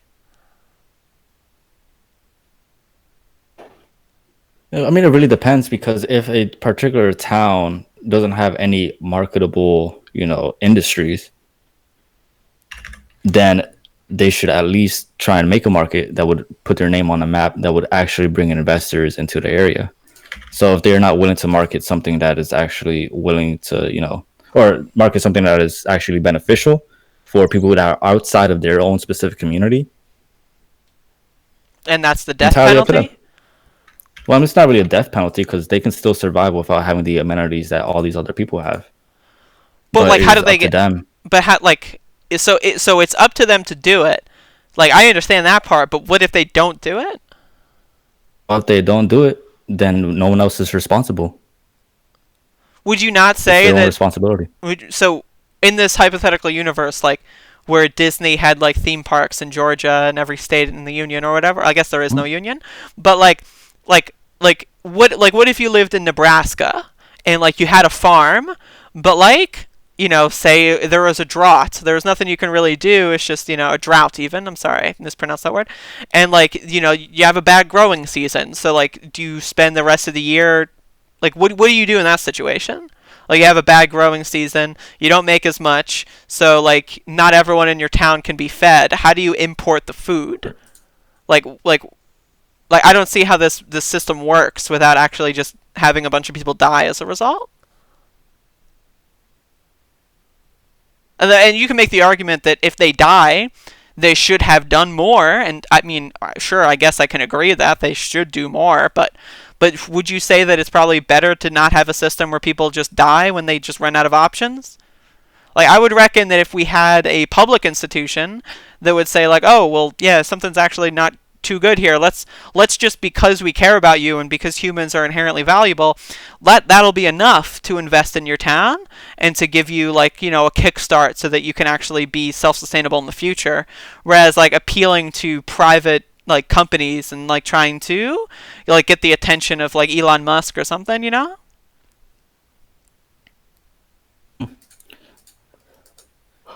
Well, I'm not saying that they should die, but it is up to them how they live and choose their investments. So So, for instance, what if someone makes a if bad they do choice? value, someone makes a bad choice, well, that is their own responsibility. It is not my responsibility. But then they die, right? Like That is still not my responsibility. so Like you for don't instance, if so let me get this straight. So like is the core fundamental difference here that like I care about whether or not people are dying and you don't? Is that what the well, difference here is it's or not a matter of whether or not I care because I do care whether or not people die, but I'm not gonna take responsibility over their death because I had nothing to do with it. well yeah, I'm not saying you should necessarily feel that you're responsible, but like Sure. would you say that trying to help them is a noble cause? Yeah, sure. Trying to help them is, of course, a noble cause, but it Now, isn't my responsibility. That should be my own personal choice. okay, but like what about these mega institutions that have like Disney, like in this universe where like Disney has all these materials, like would Mhm. you say that maybe they should spend some extra money in trying to help these people or they shouldn't It- because like they don't need to go over to Nebraska?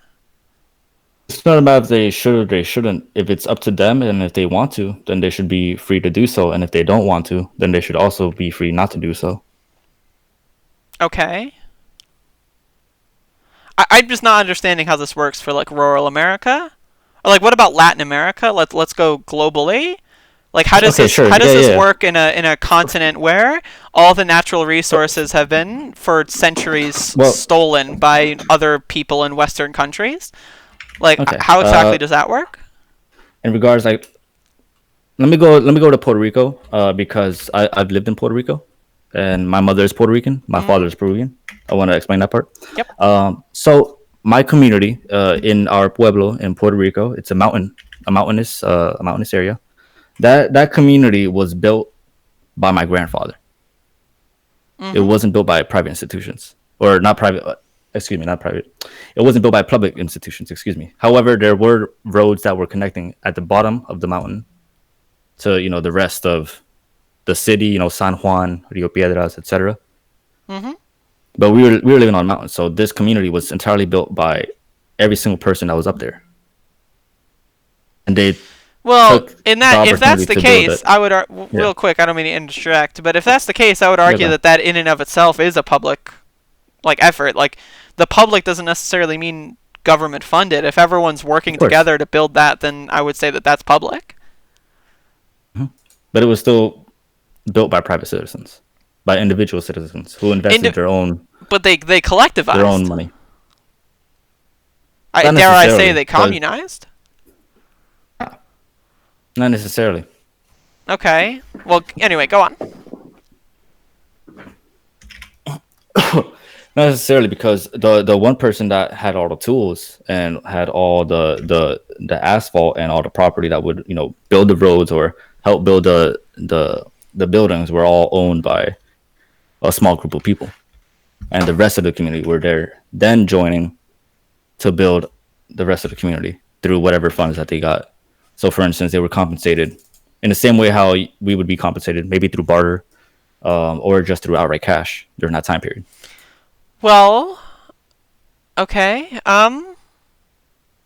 But how does that necessarily work for places where they don't have any natural resources? Like how exactly did you get all the materials to build the houses and the roads? Like where did they come from? Well, in the case of my grandparents, they just bought it from the local town, from the city. They walked from the top of the mountain to the bottom of the mountain, brought all the tools But back up, what did they buy them with? cash, Where did they get cash, the or they used cash? barter. They sold chickens and whatever. But where did they get the stuff to barter They sold. with? They had the property originally. Like, for instance, my father or my grandfather owned a goat, and he had a small little farm So on the were they mountainside, and that's the way how he participating made in his income. another society and then they went there to build a new society? Like where did all the original property come from? Unless it was like divine intervention or something. Well, I mean, they were natives, so they actually had the property beforehand. Okay, but it was passed down like Passed on intergenerationally. through yeah, intergenerational, yeah. Okay, so uh, so I think we're getting a little off track. What exactly is the point of the story? Is that like private citizens can collectivize and build a society themselves without the help of, say, a government institution? Is that Pretty much. okay? I mean, I agree, but like not everyone is going to have, say, a family of goats to like barter with initially. You know what I mean? Of course. Like, for So instance, what happens to those people? if there's a region where they have no natural resources, like, for instance, in the Middle East, where there's nothing but dirt and sand, if they want to stay there and if they want to live in such an area where we see people in Afghanistan living in huts, Mm-hmm.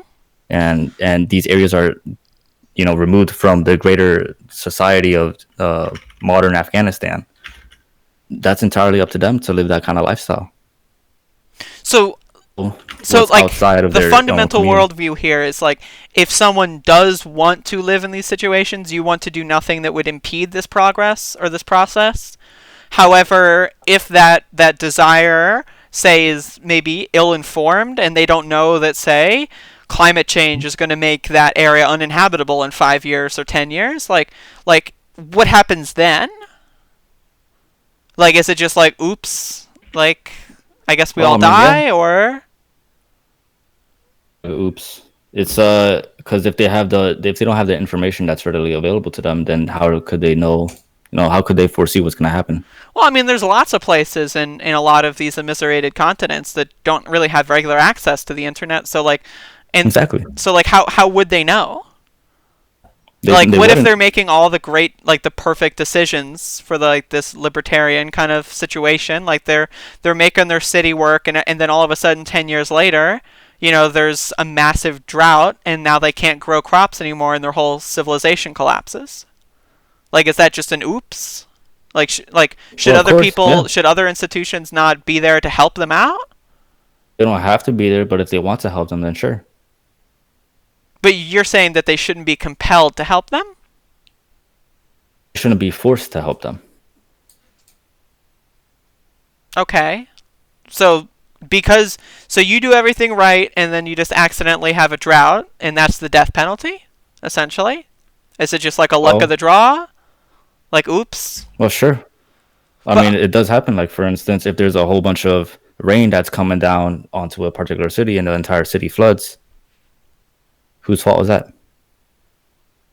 I wouldn't necessarily say it's their fault. I don't think that they deserve the death penalty because of weather effects. Well, the weather effects has to do with climate change as well. Yeah, but I don't think because you built a city and then all of a sudden it floods that you deserve the death penalty.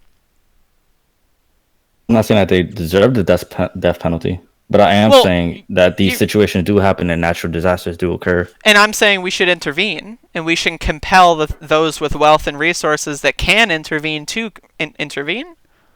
I argue that it should be entirely up to their choice. So so No one is essentially responsible for another person's life. That's so what I'm essentially arguing. what you're saying is they don't deserve the death penalty, but if they do get the death penalty, that sucks for them, but I'm not the one dying. So is that what the point is? And is I'm not responsible for their life. Well, would you not want to help them? Like Sure, but say you even if I, had like say you were in charge of the board of directors at Disney World, like would yeah. you personally intervene to help them? Let's say I am here in Florida and in California there's a massive drought.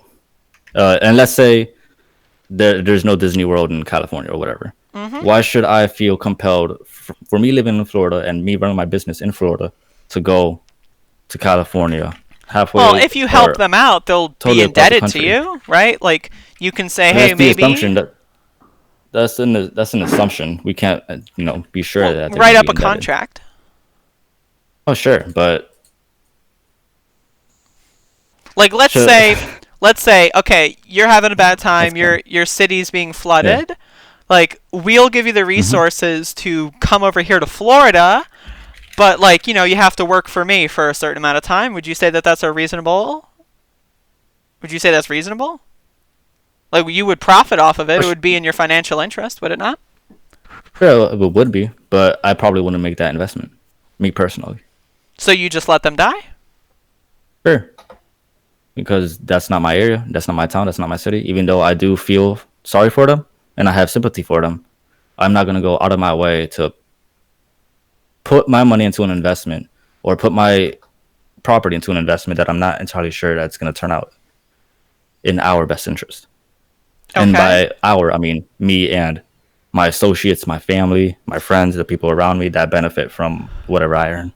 All right. Well, that was a really fun like fantasy world scenario, but like let's try to transfer this into reality. Like what would you want to implement in order to achieve this kind of volunteerist worldview? I mean, we already live in this kind of worldview where everything is done voluntarily, even though we are So subject to what would you want to government change? oppression overall. But what would you want to Just change? decreasing the regulations in general. So you decrease regulations? So you'd make it Decrease so like for regulations. example, there's a California wildfire and you would not want the federal government to respond and give them aid because, that like why should Washington D.C. give them federal aid when I'm on the other side of the continent? Is that basically what you're advocating or Oh, sure. Because I don't necessarily support the federal aid that does go to these because okay. sometimes the money or the money is being misused in some form or another. Not saying So always it's always going to be misused, but in some cases they are misused. so how so in these scenarios where there's no, you know, how do you feel about Hurricane Maria? Like, do you think that Okay, the Maria. United States government should not be compelled to assist in Hurricane Maria recovery efforts? Oh, look at what the results were in Puerto Rico. How exactly did they help? Well, they didn't really. They lied about Exactly. the total amount of deaths just so that they didn't have to provide aid. That was a fault on both the federal government and the local Puerto Rican government. They did nothing. They just stood by and let all these people die. But that's good, right? Like that's what you want. Sure, but sure, yeah.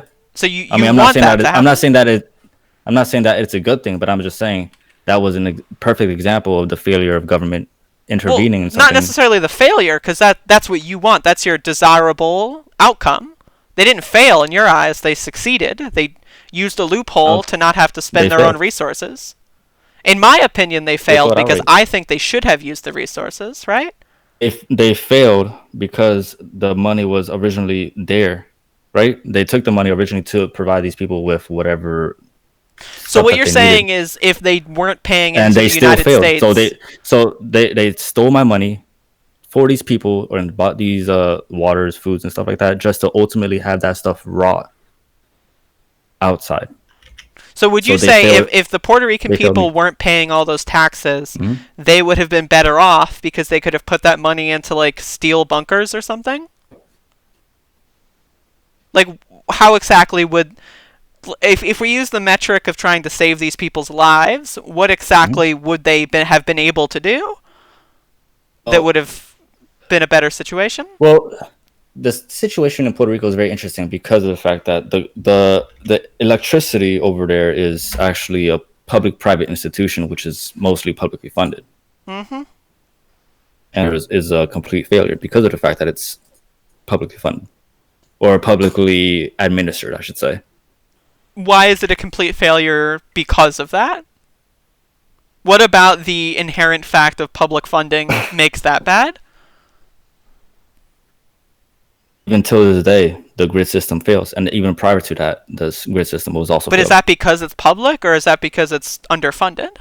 That's because of the public, the public failure to hold the people accountable Well, if it's a private for corporation, robbing. how would they hold them accountable?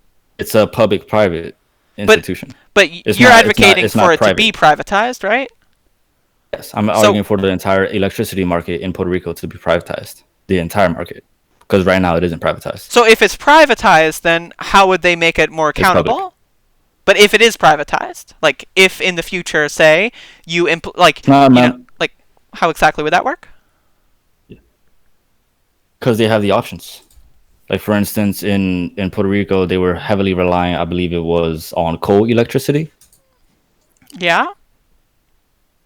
and that was pushed up by public funds into a corporation that did a private public partnership with the government. Excuse me, I'm yawning over here. Okay. Okay. So I don't see what the necessitates it failing because it's public. I would say that the failure is probably on the lack of accountability and the lack of the lack of motivation as far as those who are at the head of that to actually make the system function.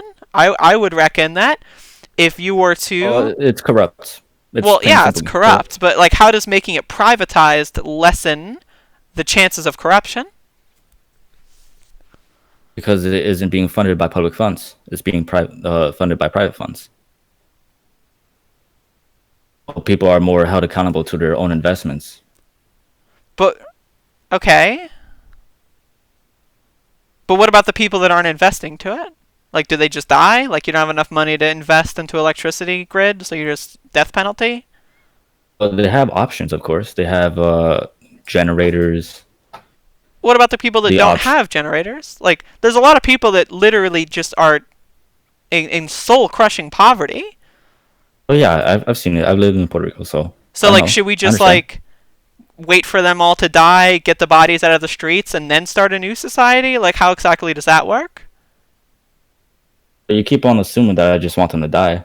Well, I It's don't not that I see. want them to die. Well, you don't want them to die. You just you don't necessarily mind if they do. Like, you won't intervene to prevent them from dying. Well, I mean, I don't personally have the funds to intervene, anyways. Well, yeah, of course, but that's why I think we should have public institutions that can help them when they need the help. Yeah, but Whereas they don't. but you're at, say that again? Yeah, but they don't.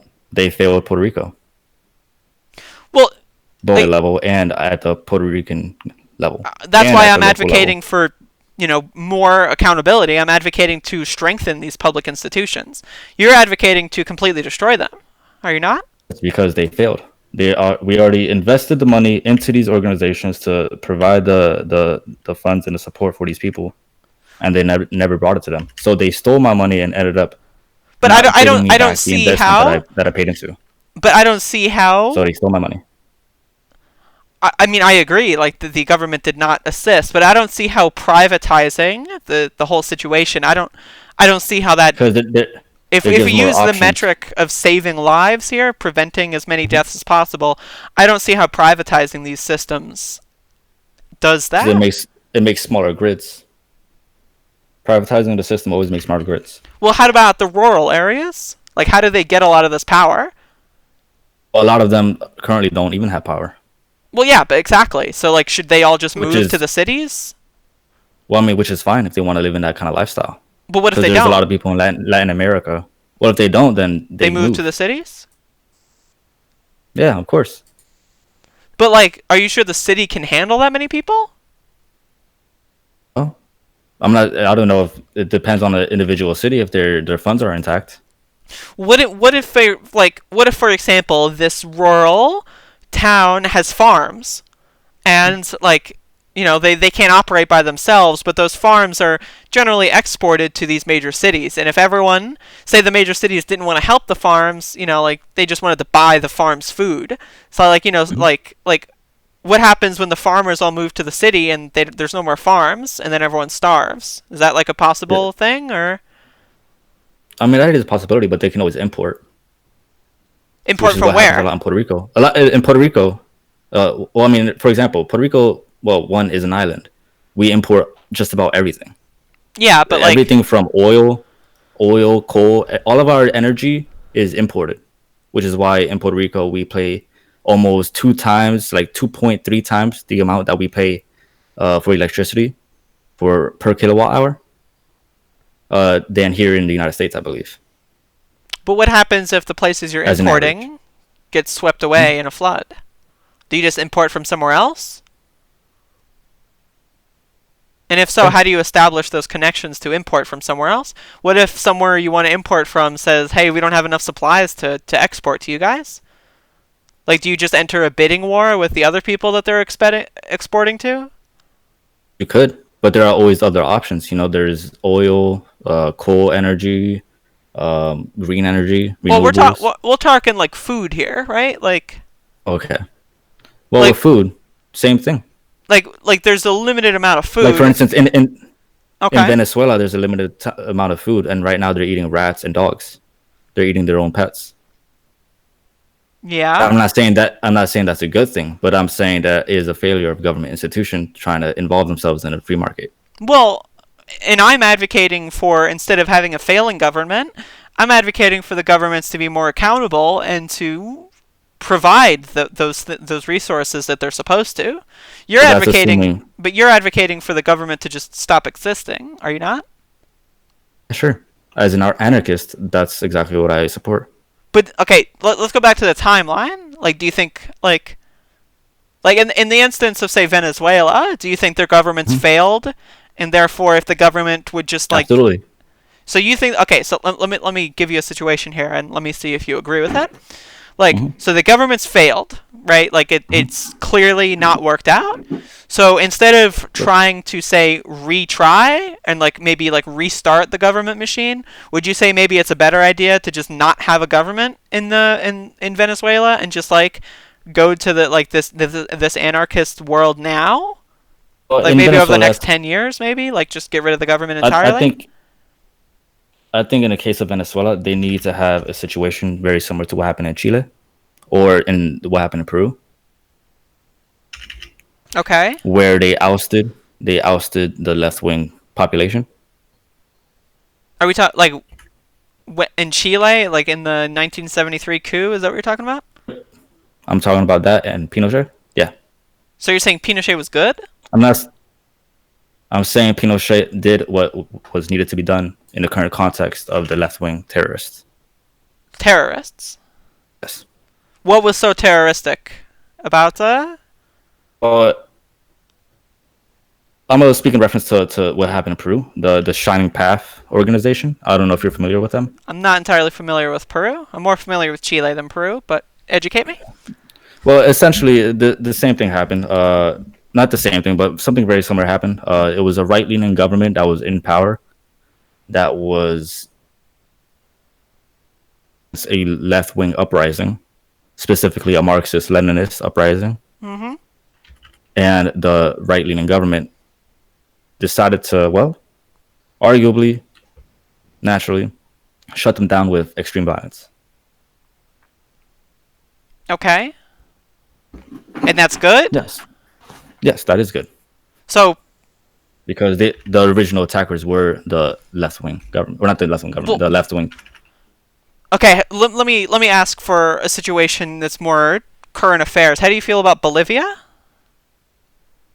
Oh, oh man, Morales. Okay, Morales is a dictator as well. He tried to change the constitution twice in the same way how Venezuelans Maduro tried to change the constitution. He's trying to maintain his power. He's already 13 years as president of Bolivia, and he's Okay. trying to keep that Is power. that bad? Okay, there's a lot to unpack here. Yes. So it's changing the constitution Mhm. bad? Yes. He changed the constitution in order to maintain power and to keep his political party in power, which is exactly what Maduro So, did. okay, and then also, is having power for 13 years bad? The current context that he was trying to maintain power to keep his political party intact or in power instead of allowing the people to actually choose for Well, themselves. didn't they choose? Wasn't there an Yeah. election? Didn't they choose Morales? Didn't they say, like, even though this happened, we Yeah, still choose him? yeah. Didn't he They win actually by did such choose. a margin that it avoided a runoff election? I remember that happening. That he won an election. And if he were a dictator, I'm not sure how that would happen, right? Like, if he were a dictator, surely there wouldn't have been an election or something like He that. dis- he disbanded the original Congress in the same way how Venezuela's Maduro disbanded the original Congress, and thus they removed the But right leaning opposition completely from holding power. I'm not so sure. When did this happen exactly?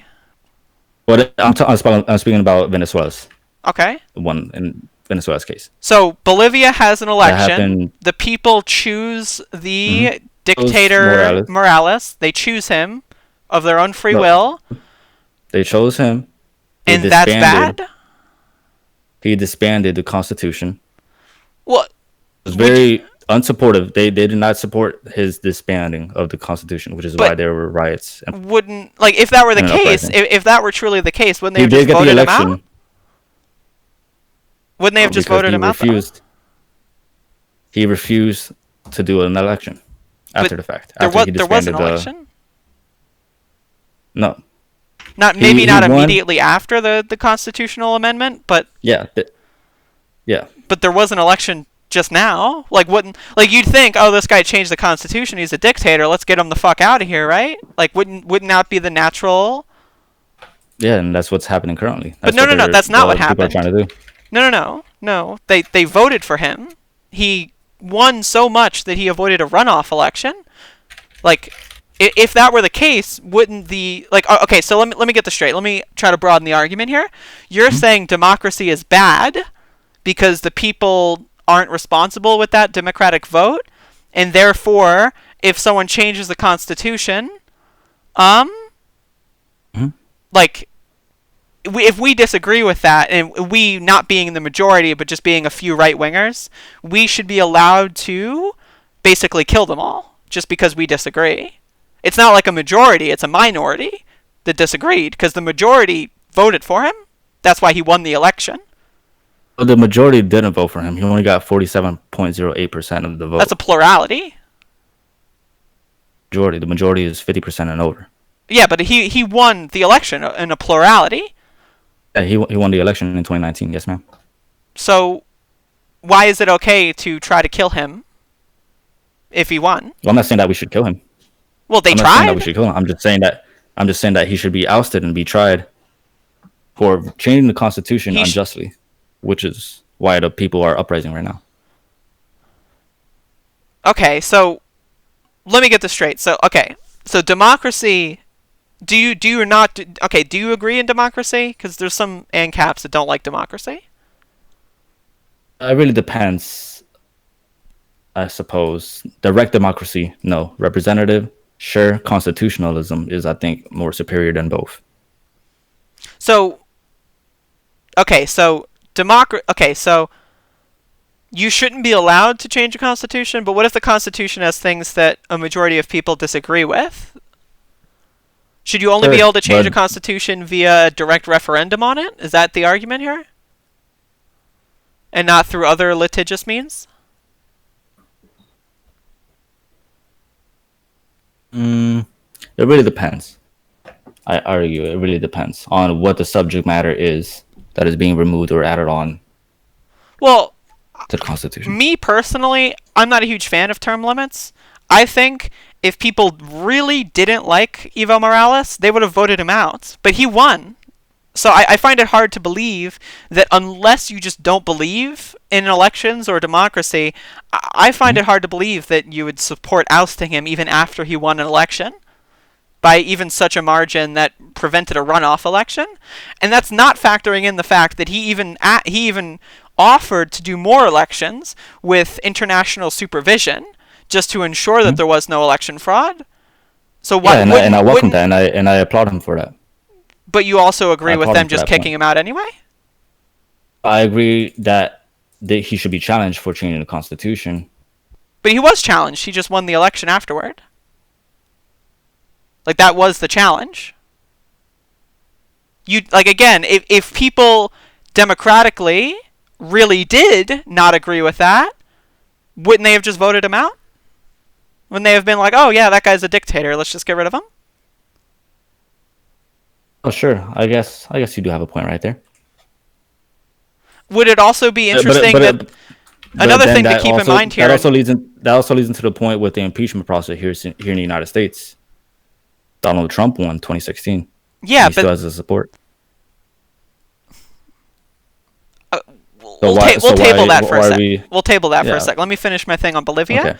So, do you or do you not agree with the coup as it occurred?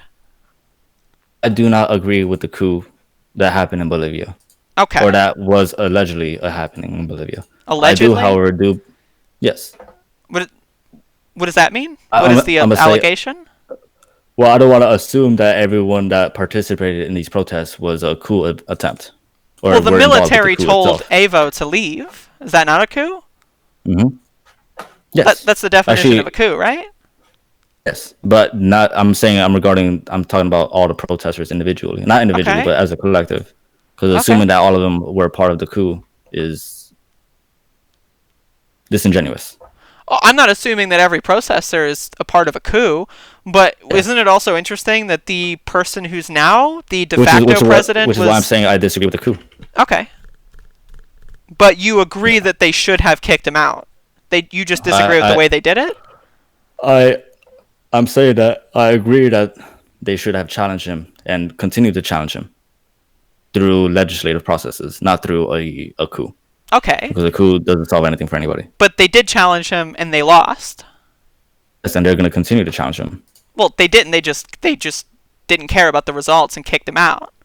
So they didn't do it via the means that you want them to do it. So that means you don't support it, right? I believe that he should have been removed from office, but not through a military coup. I do believe it should have been done for the people, but of course they didn't support it. So they're going to try again, most likely Well, next year, or not next year, but as time goes on. but he's already out there. Like he's not really the effective president anymore. So like that's already happened. Hmm. I don't see why you think that your opinion matters more than the majority. Not the majority. The plurality, then. There you go. Like my thing is, if you win the election, you win the election, right? Like if you want to let's now shift this over into impeachment. if he won the election and he did something that broke the rules after winning the election, then I can understand wanting to get him out of there. But I mean, like, okay, let's just talk about impeachment. Do you support impeachment of Donald Trump? Yes or no? Say that again. You cut out. No, I don't support impeachment. Would you like to explain why? It's a complete sham, I believe. The two reasons was the first one. What was it? The reasons for impeachment. They filed The obstruction of articles, justice. the Was one of them, articles and of abuse of power. impeachment Correct? were abuse of power and obstruction of Congress. Yep. And you're arguing that those are fraudulent. I believe those two were shams. So okay, Abuses of power. Okay. let's talk about obstruction of Congress. Would you say that Donald Trump not allowing anyone of the executive branch to testify, even under a subpoena, which legally obligates them to testify, would you not say so that's not obstructing Congress? Oh, sure. That is obstructing them. However, the reasoning for these But you just said it wasn't subpoenas obstructing them? were unfounded. The reasoning behind these subpoenas are unfounded. So the actual act of doing But they were so. subpoenas. So what you're saying is you can ignore the Yes. law just because you think you're right? I'm not saying that he. What? No, that's not what I'm saying at all. Okay. I'm saying that the actual reasoning behind the obstruction was a sham itself. But that's not So I'm not saying necessarily that. I'm not saying. I'm relevant, not right? saying he is right. I'm not saying that he is right for not. I believe that he should have participated. Okay. I 100% believe that he should have participated with the subpoenas. However, the reason behind the subpoenas was out of a sham. But what? Okay, so what is the sham here? Identify the sham for me. The sham itself was. Let's see. They accused Trump, right? For what was it? Can we Regarding identify Zelensky, they? President Zelensky. Can we identify they? The people who are trying to impeach Trump, Pelosi, etc., etc. So the Democratic Party. The ones particular that are supporting impeachment. Okay, well, They are accusing Democratic Party. Trump. I'm pretty sure everyone but 2 Democrats at this point, I think, support impeachment. I guess so. Okay. So, so you think because explain to me what is a sham? Just go explain your whole piece and then I'll ask. Well, the sham itself was that they accused Trump of doing something regarding Zelensky, the phone call, whatever the drama with that, and the whole Biden claim, Joe Biden stuff. The investigation happened before Joe Biden was even a candidate, right? Mm-hmm. So the phone call happened after the fact, after he became candidate, but the investigation started into him before he was even a candidate. So the claim was that Democrats claimed that he was trying to target Joe Biden in regards to the Ukraine issue, when in actuality the investigation started way before then. What investigation are we talking about? The investigation into Burisma and Hunter Biden. So you're saying that there was a investigation into that started before Biden's declared candidacy? But if that were the case, why would Rudy Giuliani and Sondland, why would they go to Ukraine and want President Zelensky to announce a public investigation of that? And why would Trump condition that on federal aid? If that investigation were already happening, why would Trump have done those things? The investigation itself happened here in the United States originally. But Trump wanted an investigation in Ukraine. Yes, he wanted it in Ukraine after the candidacy, right? Yes. Okay, but this investigation started beforehand. So I'm saying that Democrats are accusing Trump of wanting this after the fact. But no. After he Trump wanted an investigation of Burisma in Ukraine. Yes. That was not happening beforehand. It was not happening beforehand, but the investigation itself into Burisma before he announced it through I think, to Zelensky in the phone call Well, there's a difference between started way beforehand. investigating Biden specifically and investigating Burisma. And again, he did call Zelensky and ask for a favor and conditioned a White But House meeting and federal aid on that favor. Do you agree with that? which is where the quid pro quo Yeah, that claim is came. that not a quid pro quo? Zelensky said it wasn't a quid pro quo, Well, and he that's didn't feel inclined. Well, this is Zelensky's own testimony. This well, is what he said. Zelensky doesn't necessarily matter here. It really matters what the Constitution says, Okay, and it well, also matters what Congress says. Like, okay, so for example, so like, if the president that they're claiming had a quid pro quo, if on someone else on Mr. Zelensky, and he says that there wasn't one. then we should just not investigate any further. No, no. Does that give more credit to the impeachment process, or does that not give more credit to the impeachment I process? honestly, in my opinion, I don't really care. I would say that the president of Ukraine, like his opinion, does not matter in any capacity on whether or not the United States investigates. Like, Well, I mean, I Zelensky beg to could differ. say that Trump bullied him and punched him in the face over it, and I still wouldn't think that it matters. I would think that's probably more in that it's more direct abuse of power, sure, but I wouldn't say that Zelensky's testimony is necessarily relevant. I would say that the I think it's process is completely relevant. relevant. I think it's completely relevant. But okay, so hypothetically, what if Zelensky just went along with it just to go along with it? Like, is The that the okay? alleged the alleged quid pro quo. Well, it's not alleged; it's confirmed, It isn't confirmed. but it is. Okay, let me It ask is you: not. did you watch the impeachment inquiry? Yeah, The whole thing? and it was a joke. It was a complete joke. Okay, well, That's what I'm saying. but did you watch the whole thing? I watched the majority of it through C-SPAN. Yes, Okay. Now, what was the joke? the whole thing was just a joke.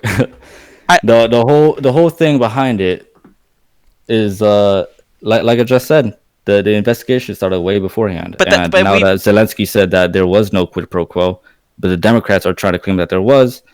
So the Democrats have to prove that there was a quid pro quo, which they and have proved. to not necessarily. Well, through okay, well, then why did Ambassador Sondland testify that there was a quid pro quo? If there was no quid pro quo, why would someone on Trump's side of this whole thing, why would he testify in his opening statement that it is a quid pro quo? Why would that occur? I don't know. I have no response to that one because I'm not him. But I don't know what's going on through Sonin's head. But I do take the testimony from Zelensky to a more credited space than Sonin.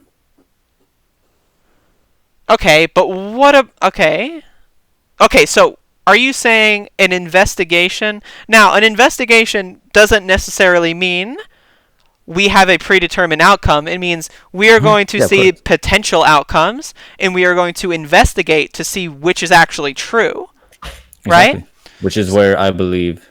So, regardless of it's a sham, right? If it was a sham, theoretically, why wouldn't Donald Trump go along with it and allow his executive employees to testify and say, like, yeah, this is clearly you're overreacting, right? So theoretically, if even if it were a sham, that doesn't necessarily do anything about the fact that he obstructed Congress, and which is also in and of itself an abuse of power. So in reality, the articles of impeachment don't necessarily have anything to do with Ukraine. Like, the articles of Exactly. impeachment would exist even if it were a completely different thing. Exactly. This is just butthurt Democrats overreacting, which is why I think of it as a joke. It's Well, it can be a not, and joke they're and trying to, also serious. they're trying, yeah, but He it's a sham. obstructed It's a Congress. complete joke. How is It's that a a complete joke? joke. But what's a joke about it? It's like I just said. They're trying to make it. They're trying to blow this out of proportion. They're trying to make it way bigger than it actually is. But did For he or like, did he not if obstruct Congress? I think, yes, I do believe that he did. However, And is obstructing Congress not in an impeachable Congress, offense? however, they actually have to vote it in. They actually have to support it. And if Congress does eventually does do say that he obstructed justice and officially say that is the case, That's been the case as of, I think, today, or maybe yesterday. yeah, exactly. So I'm like, okay, sure, let's take this on to the next level, But which do is you... going to get shut down Okay, but... by Senate. Okay, but that doesn't change the fact that what he did was an impeachable offense, no? Sure. And that's not something that he can be removed from because, I mean, it is something that he can be removed from office from, but he's not going to be, which is Well, what I'm we saying. can argue He's what's just going to going to be happen and what's... impeached. Yeah, he's going to be impeached, which I do believe is a possibility. You know, yeah, sure, he can be impeached, Well, he is but he's not going to impeached, be really, removed from as of office. today. The Judiciary Committee Oh voted yeah, on yeah, it, so he is technically impeached yeah. as You're of right. this Yeah, point. yeah. So if it continues on, it's just a joke. He's not going to be removed from office, and that was the entire goal of the Democrats was to try and remove him from office Well, why would you say that that was the goal? What exactly because makes they you think repeated that... it time and time again Would you that not they say that they that wanted to get him removed impeachment... from office. Well, yeah, that's obviously a possible outcome, but it's also a not likely outcome. So what you're saying is if the Senate is controlled by a party that also runs the executive branch, that there should be no checks of power? It's like, oh, well, it can't go anywhere anyway, so let's just do nothing. Is that kind of the mentality? The Because, mentality is the fact that they have no power, and the entire goal was well, they to have the get him power to removed from impeach him. office. They have the power Yeah, to they have the impeach power. him. That's about it. Yeah, well, They should they want to not remove use him that from power? office, and this they can use it if they want to, But but they did, if it so... fails, and yeah, But exactly, they okay, used I it. think I think we're talking about impeachment as if it's just one thing. Like there was a lot of people that watched the impeachment inquiry, and now ever since the impeachment inquiry started, a majority of Americans actually support removing the president. Do you not think that that's going to impact the election? That Of course, I believe it's going to now a impact the majority of election. Americans want Trump to be impeached and convicted? Like even if he doesn't get convicted, surely that's going to impact the election at the very least, right? Sure, it's going to impact the election. Yeah, So then impeachment had a value outside of the actual institutions, and it had a value in electoralism. Yes? sure, it does have value, but I do believe that at the end of the day, bad decision on this one. But if the goal is to get rid of Trump, and Trump has Mhm. eligibility for 4 more years of being the president, and you start an impeachment inquiry that makes him significantly less popular and thus therefore less likely to be the president again afterward, isn't that in a roundabout way achieving your goal? I suppose so. Yeah, it can help with the end goal. So would you not say that so the House being controlled by the Democrats, they did everything in their power to impact Trump being in office, say in 2022, like, and therefore, even if the impeachment doesn't lead to a conviction, it still, broke a decent amount of his support. And I mean, even then, even if he doesn't get convicted, which possibly I think my chances, I think 2% chance he gets convicted. Not likely. But, I like to entertain the conspiracy theory. But either way, I don't think he's going to be able to really win re-election because of this. I believe he's going to win re-election. Why? Let's shift the 'Cause conversation. Why? he actually is getting more and more support today than he did when the impeachment started. So the narrative now, or not the narrative, but the support now is shifting. Even though you are correct that the majority do support him getting removed. Right now, I'm reading an article from Newsweek.com, and it says the results show that 62% of independents, those voters who do not favor either major party, disapproved of how Trump is handling his job as president. This figure is unchanged from November 13. However, when asked about the levels of discontent with Trump, the number of independents who strongly disapprove of Trump actually went down from 48% to 38%, which is a 10-point difference. For So independence. I do believe, yeah, that's independents, and independents are quite important. They're quite important, but, you can make the argument that what's more important are actually people outside of politics that haven't voted before and energizing the Democratic base. I would say that that's probably more. relevant than a 10-point swing and specifically just independents, not all majority Americans or anything, but just specifically independents. Independents, which typically in America are right-leaning anyway. Yeah, I think that's a fair assessment. Let's see. Trying to look for another article Go for regarding it. the Democrats specifically. But yeah, like he is actually getting a lot more.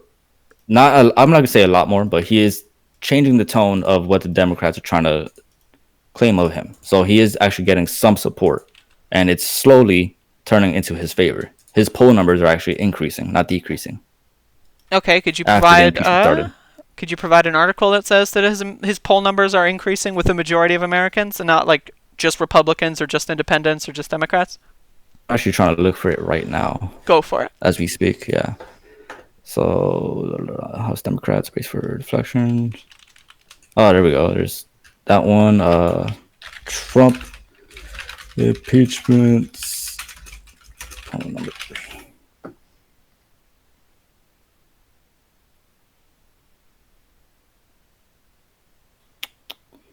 Let's see.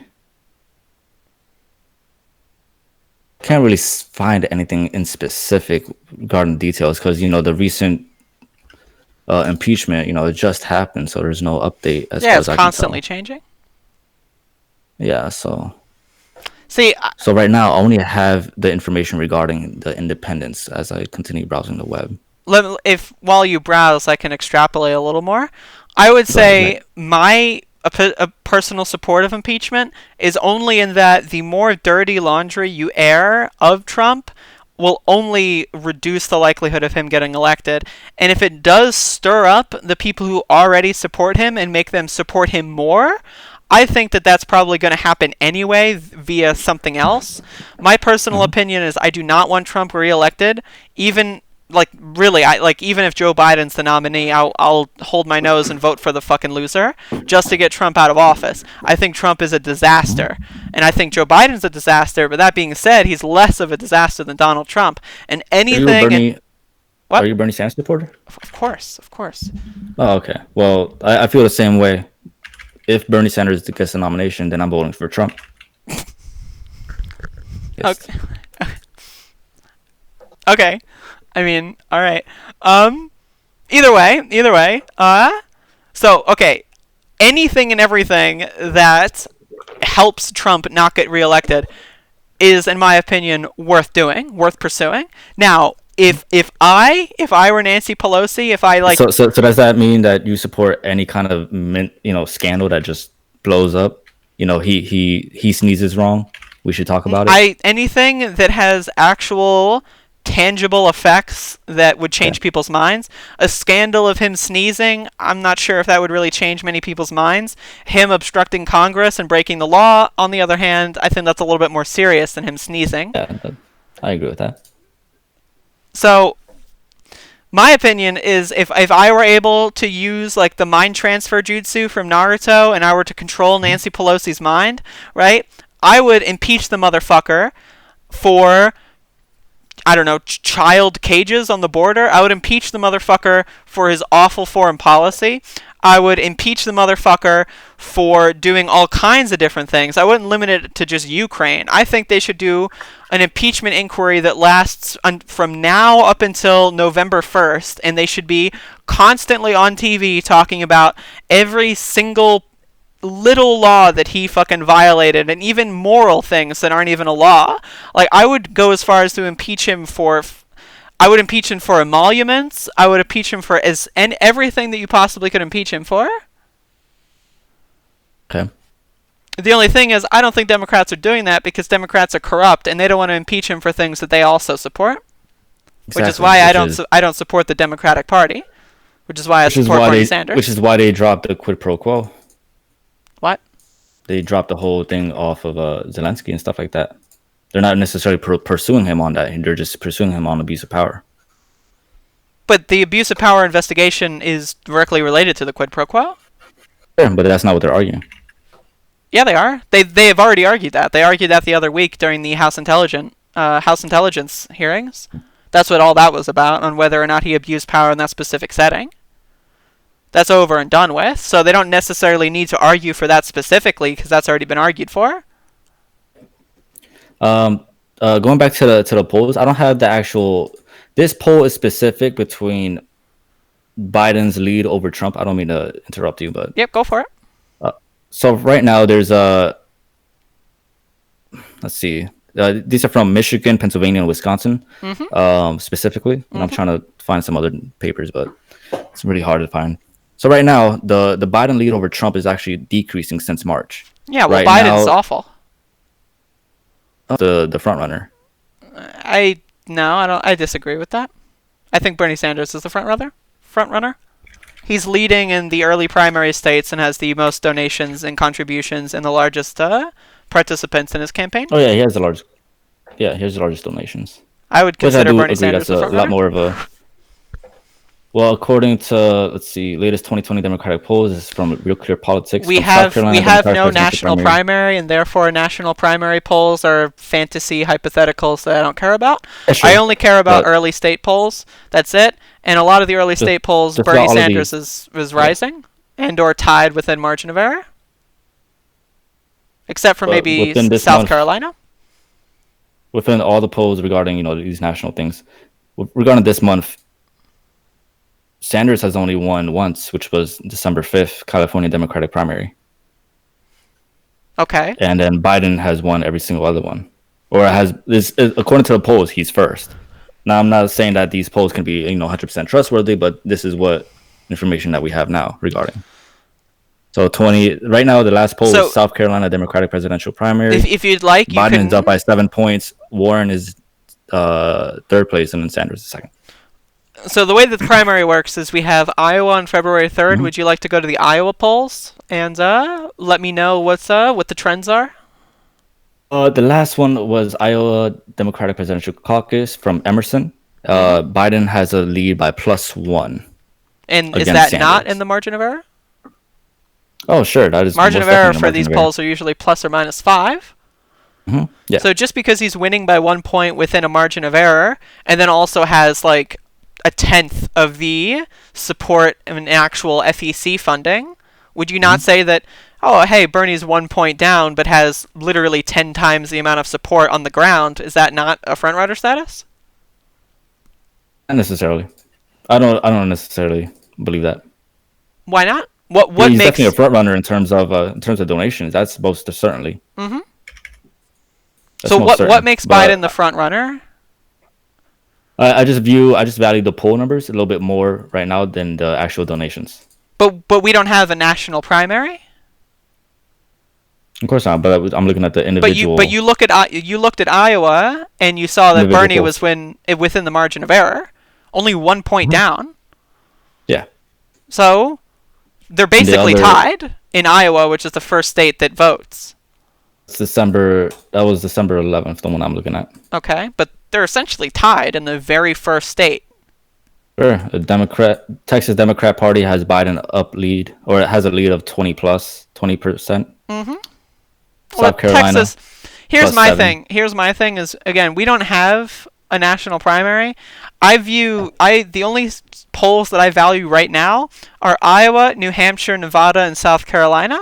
And Biden is definitely winning in South Carolina, but Bernie is either tied within the margin of error or winning in Iowa, New Hampshire, and Nevada. That combined with the fact that he's got at least 10 times the amount of ground game and actual authentic support on the ground would easily classify him as quote a front runner, as in like at least for sure. equal to, or if not just far superior. Biden has the lead, or not? Excuse me. I'm sorry. Correction. During the New Hampshire, the one I'm looking at for New Hampshire, the average right now, Sanders is actually leading. So I do agree with you on that point. That in the two out of three of the states that you mentioned, he is getting the lead right now. So maybe I'll concede the point to you that he is. I mean, obviously he's one of the front runners, but sure, I'll concede the point that maybe he is the lead. He's the lead front runner right now. Okay. Nice. I won. Yeah, I I'll won concede the that point. argument. Yeah, you know. Hell yeah, I'm I looking feel at the so data good. right now, so I can't Oof. deny it to you. God, I win. I can't deny it to you. You know. I won. I'm Finally. not an asshole. Thank you for admitting defeat. Yeah, no problem. You know, I'm pretty fair. I'm pretty fair with my assessments. Fair and balanced, of But course. yeah, I have the poll numbers right here, so I'm just looking at the data right now individually from each page. Mm-hmm. So you're correct. You're correct on that point. So I'll give you that one. So if I'm correct on that point, what are the chances of me being correct on everything else? Pretty high, Let me right? Got a good track record here. maybe. Oh. And I need to see the poll numbers between. Actually, let me not do this page. Between Biden, I mean not Biden, excuse me. Between Sanders and Trump. I'd love if you looked at those poll numbers. That would make my day. Let me see. Get this back over here. Real quick, if I can interject, I need to go Yeah, go pee. ahead. So Oh, no problem. if I can take a little break here while you look up these poll numbers, and I'll go to Sure. the bathroom. I will be back in like 5 minutes. Okay.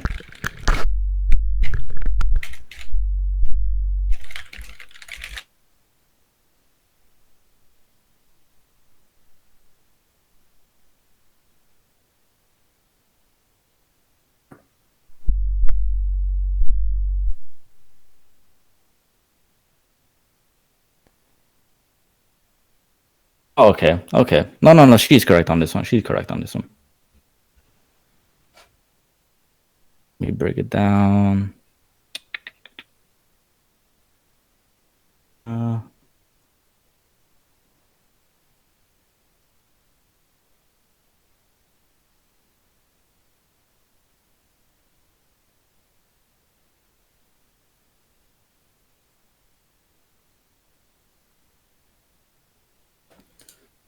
Alrighty. I'll pull up the data right now for you guys to see, the people who are watching on live.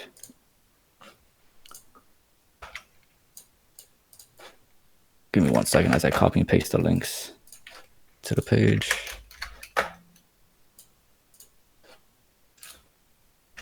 So I can prepare before she comes back.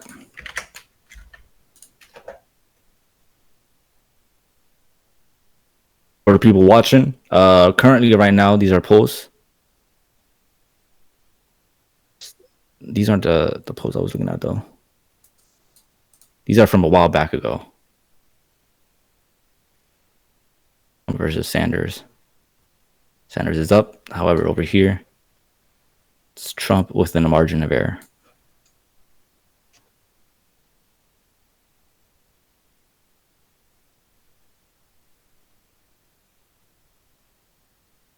So she's at Iowa, Hampshire, Trump versus Sanders. Sanders is up. Wisconsin, right?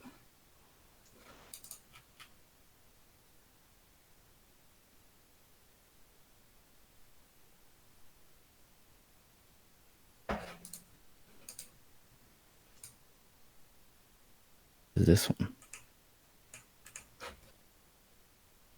It's taking me to GitHub.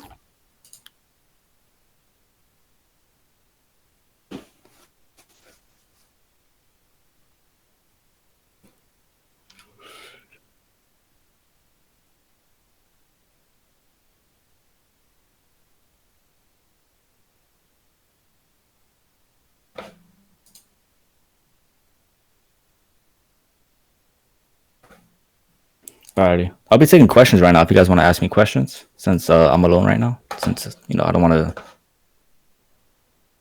to. Okay. Feel free to ask questions, you guys. We are taking questions.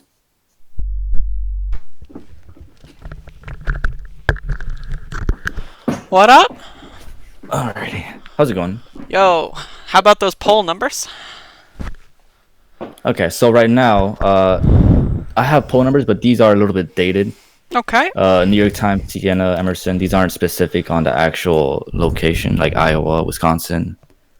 All of these have a spread of where Sanders is in the lead. Really now? Huh. Yep. But however, in regards to the actual Wisconsin latest polls from December 12th, here we have Trump versus Sanders. Trump has a lead of +2, which is within the margin of error.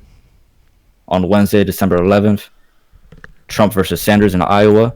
Trump is above the margin of error with +7. Okay. And then Trump versus Sanders. Sanders is up +8. Wait, no, that's not correct. That's the wrong one. That's Iowa, Wisconsin. I'm trying to look for New Hampshire. New Hampshire. Here we go. Trump versus Sanders. Sanders is up by +4, but still within the margin of error. It's pretty interesting. Definitely. I would I would 100,000% say, classify that as interesting. yeah, like I thought personally, I thought Trump would be above the margin of error in comparison to Sanders, but I think they're actually quite equal Hmm. in Yeah. this. Well, I think it's going to be a very heated fucking election. Excuse my language. I will not excuse it. You are not Yeah. excused.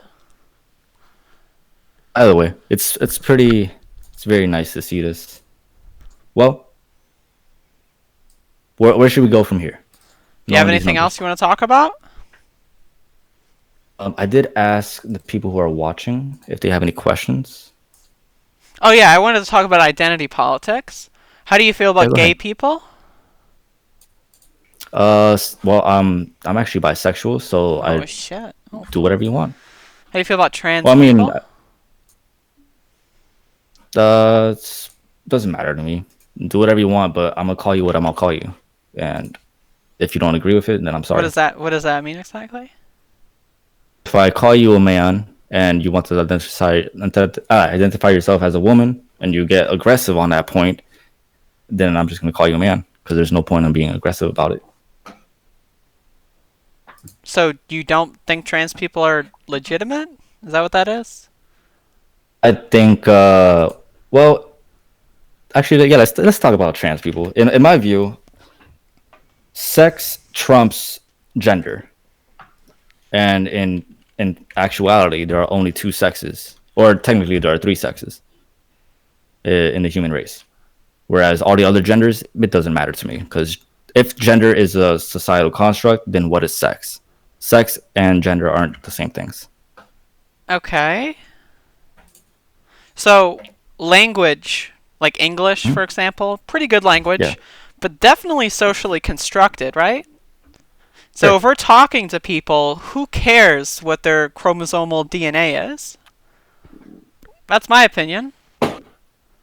I don't rip off someone's like hair and analyze it through a DNA analyzer to look at what their sex is when referring to them in a conversation. I think that's a little Of bizarre. course not.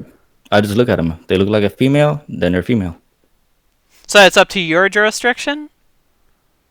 Sure. As you know,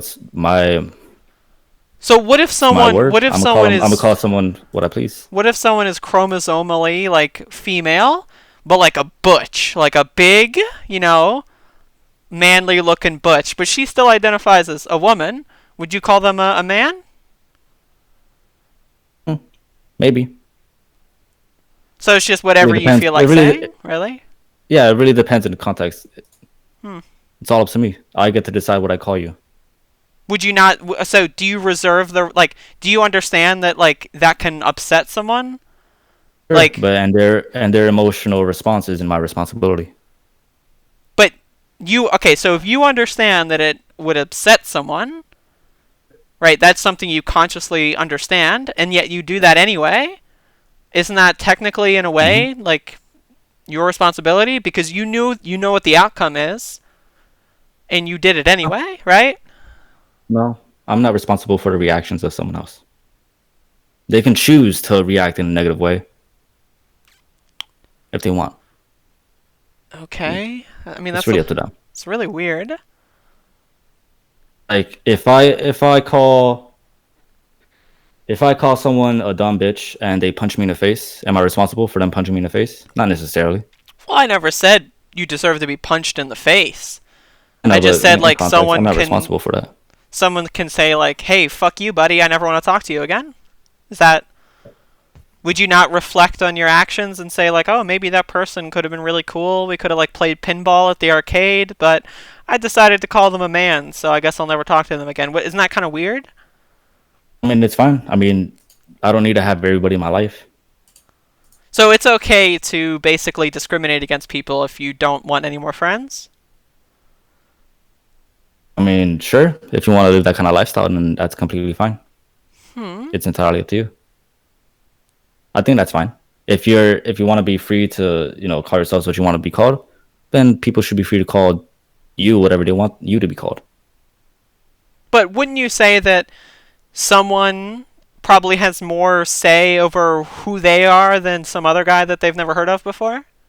Like, would you appreciate it if I went around and started calling you a communist just because I wanted Sure. to? I mean, I wouldn't be appreciative of that, but you can call me whatever you want, and those who actually do know me will know that I'm not. Well, wouldn't it like? I think this boils down to compassion, right? Like how much you care about people. I mean, clearly, like we've already Sure. established that you don't necessarily mind if people die in like a hurricane, but like, I mean, I guess I understand that, right? Like, Well, what do you I think think? What it's do you equally think I compat. am? If you were to see me on the street, what would I be? I think you're a woman. Can you define a woman? No, I just think you're a woman, Huh.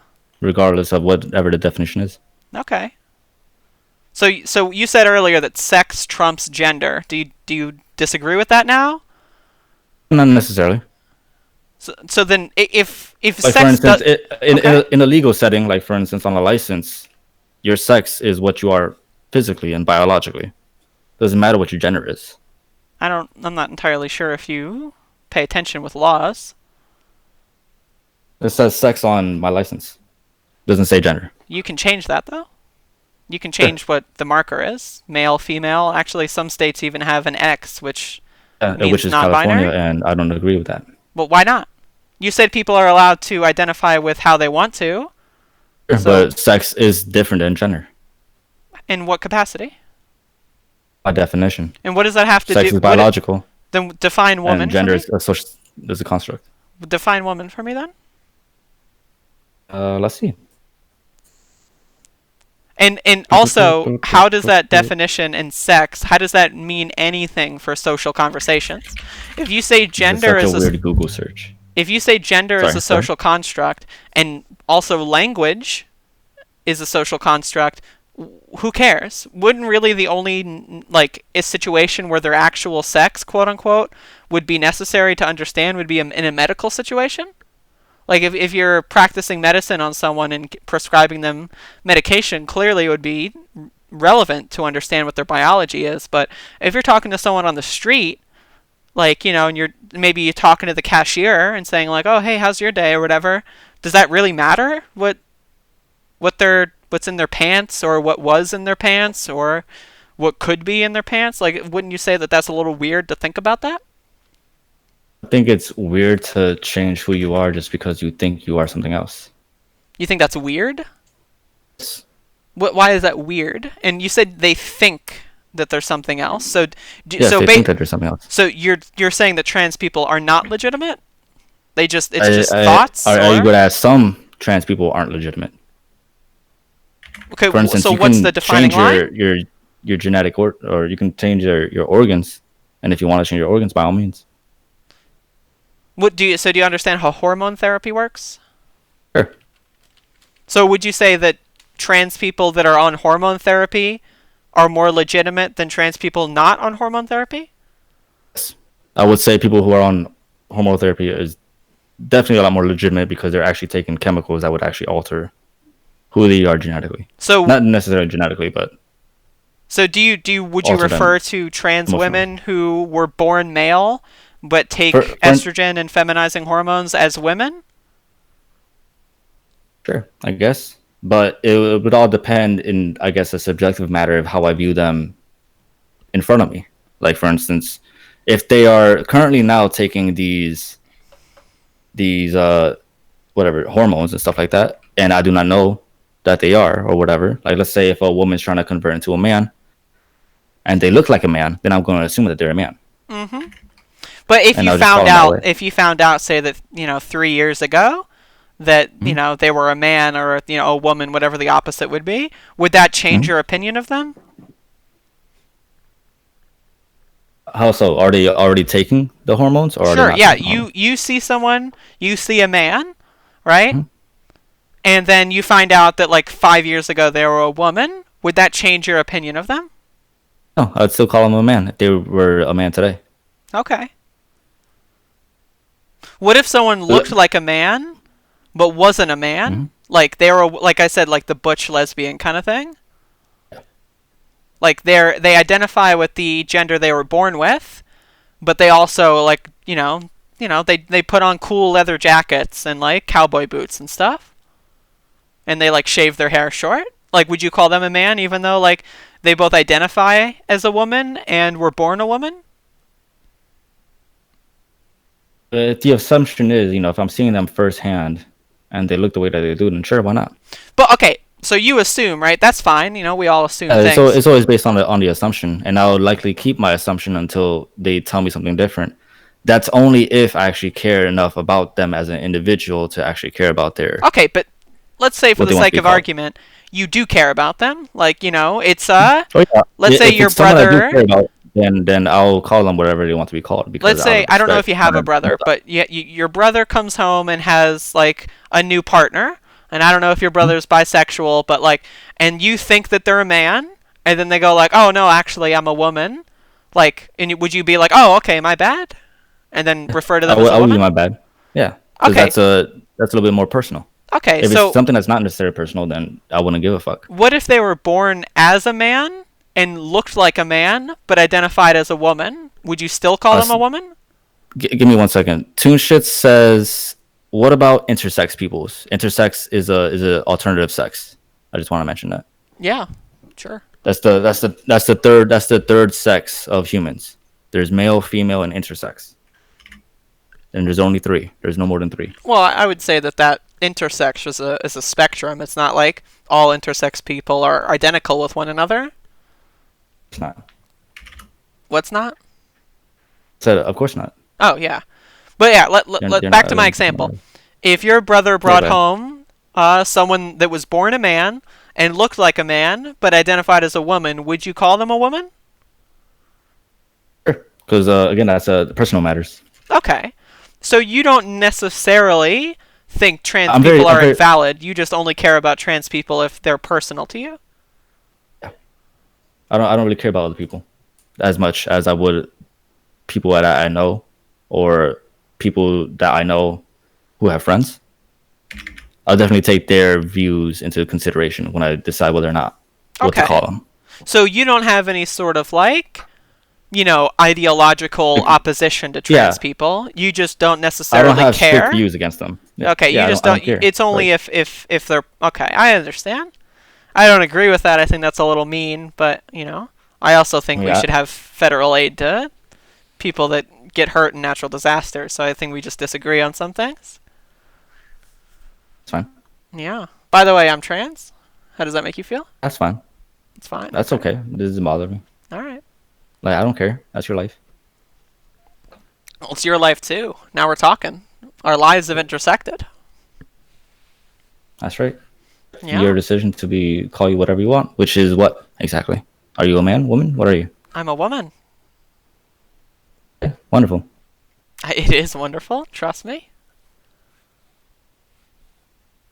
Do you have any other Yes. questions? Um,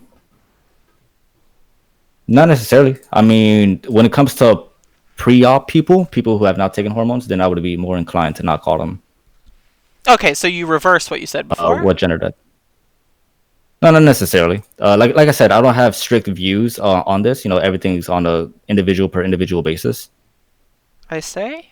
I know these people So or know these people. instead of facts, it's feelings, is what you're saying?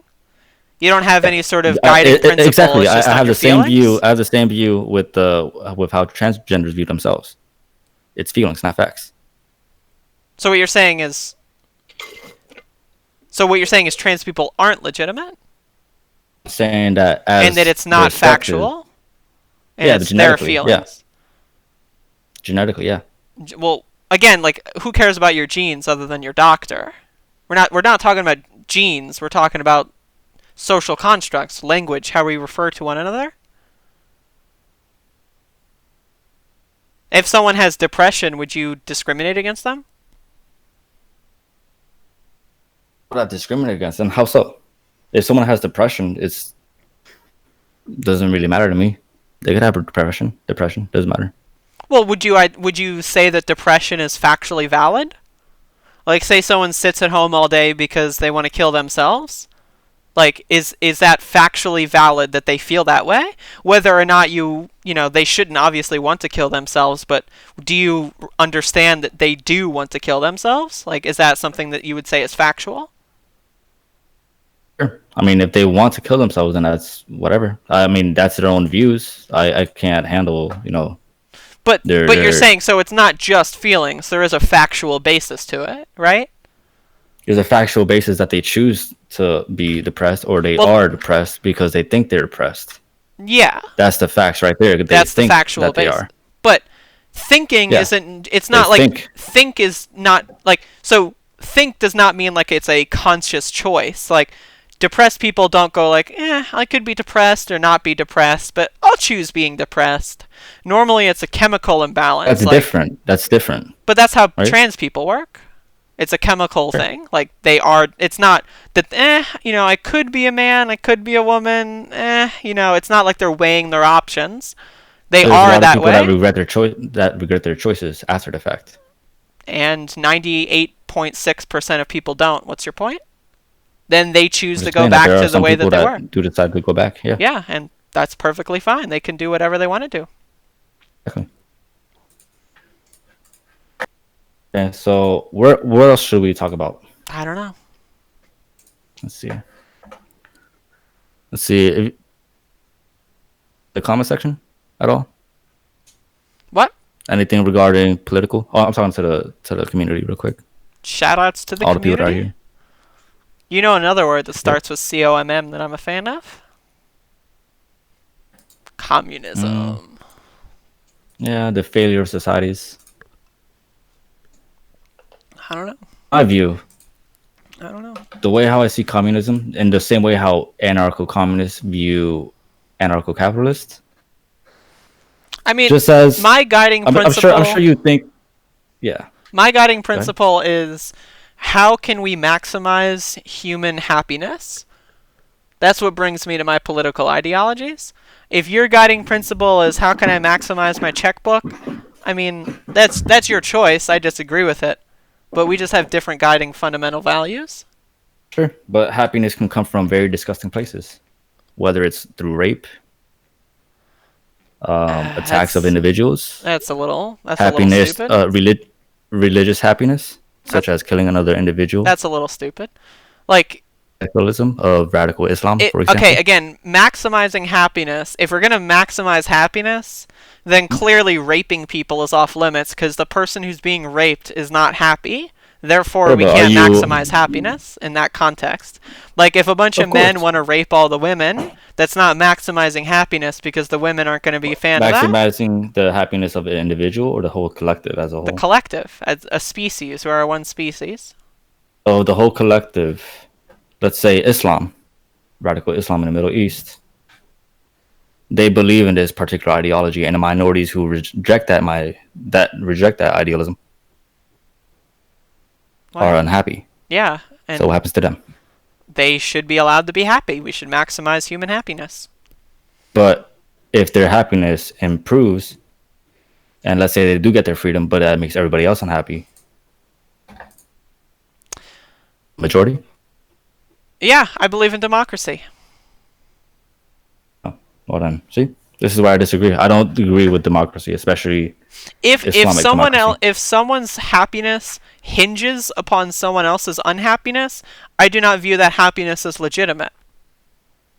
If someone's happiness is and to use your words voluntary, like I want to be happy because I have food in my belly and I've got a family that loves me, then that should be cherished and that should be, attempted to recreate elsewhere. If someone's happiness is because they're a radical Islamist and they want to like pillage and rape villages of women and white people and like kill people and stuff like that, that's stupid. In the same way that Christian fundamentalists and white supremacists are stupid. I don't give a fuck if murdering Jewish people makes you happy. That's not valid. And to pretend that maximizing happiness automatically means you have to say, oh yeah, I guess if you want to rape someone, if 51% of people want to enslave the 49%, then that's okay. In That's a in little Islam silly. is in, I mean, in Islam, Sharia law is the vast majority. It's a super majority actually. On the It's planet, not as a 51%. species, No, no, no. I'm saying in the particular regions. yeah, in those regions, okay. Those people Yeah. should be allowed to get away from there. The people that don't like that should be allowed to leave. Okay.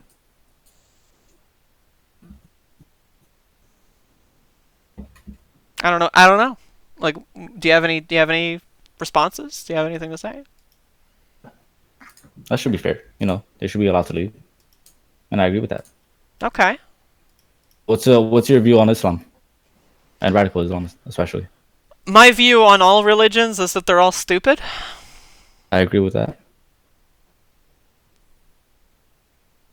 I don't I'm have an any part animist, particularly. I don't have any particular fetish for bashing Muslims over Christians. I think people that do that are a little silly and should be looking at everything with a bigger picture. Or do you think that I'm doing that in particular? I mean, you brought up Islam over Christianity, so I'm not necessarily saying that. I do know someone in your chat said that, so I'm guessing that's where you picked it up from. But I think it's a little silly. Oh no, I actually didn't even look at chat. I just brought it Okay. up Uh, regardless. Yeah, Maybe it's the same wavelength. maybe. But the way how I view actually, let's talk about interventionism in the Middle East. Actually, I think we both strongly disagree with what we're doing in the Middle East Oh yeah, of course. as the United States and our Yeah, military. of course. Get the fuck Um, out. yeah. I mean, how do you think we should solve the issue with, I guess, Syria, or like let's say, yeah, let's go with Syria, I suppose. I am not well How do we informed remedy the enough to be situation? able to make any policy decisions on what our troops should do Okay. in Syria. I would personally not want to be involved, but I will concede that I am not a scholar on that particular thing. I will only make general statements that are like, I don't want to intervene in someone else's thing. If, and only if, like, there was a government that was objectively and verifiably like committing actual war crimes and genocide, I would say stepping in is a potential option. However, I'm pretty sure that's not the case in a majority of the situations that we are finding ourselves in. And also, that would also be predicated upon if we have our own house in order. If we don't have the resources to feed our own people, I would prefer to do that before we try helping others. That's my opinion. Okay, that's fair enough. What are your thoughts on, I guess, Venezuela or Cuba? I don't have any. I don't. Cuba exists. Okay? I don't know. I don't know anything about the current state of Cuba that would make me want to intervene. I think we should stop intervening in Venezuela and let them decide what's going on. And that involves we should stop economic warfare that denies humanitarian aid from other countries to Venezuela. If other countries want to help Venezuela, we should not impede that progress. Okay, I mean, I strongly disagree with that Why? due to the fact that the Venezuelan government has been funding and supporting, oh, not just Venezuela, but Cuba as well, has been funding and supporting left-wing terrorists all throughout Latin America, which led us to the point with Well, Pinochet and define the define uprising in Peru. left-wing terrorists. What is a left-wing terrorist? Maoist, What do they want to do? Maoist, Leninist, Marxists. I'm a Marxist. Does that make Uh, me a terrorist? no, but are you the ones that are attacking individuals on the street, which is what exactly the people did No, in Chile and in Peru did? I'm Which is not. I don't believe that. I wouldn't say But that calling them a leftist terrorist is particularly a good label. I would say anyone that uses violence for the means of destruction is kind of silly. I wouldn't necessarily say that they're doing it for the sake of leftism because I don't think you can hurt innocent people for the sake of leftism. I think that's directly contradictory with the whole point of leftism. so, are you Antifa? Yeah, Do you reject the violence by other Antifa members? sure. Okay, that's good. It Okay. depends Well, I on the guess violence. I will say if a fascist is punching the shit out of an innocent person and someone who is identified with Antifa stops that fascist by any means necessary, I consider if someone is punching an innocent person and you punch that person, I consider that completely fine.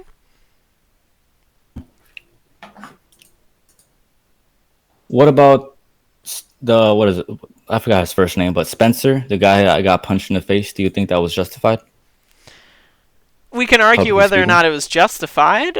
I mean, he's done a lot of very bad things. He's organized very bad organizations that have killed people. He's directly responsible for killing people.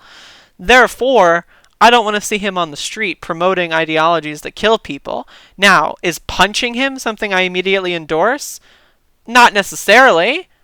Okay. Am I upset that it happened? Not at all. Okay.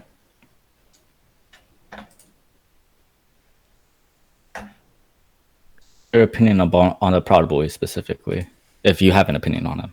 I think they're mostly How's- terrible people that are really, really, really, really embarrassing to look at.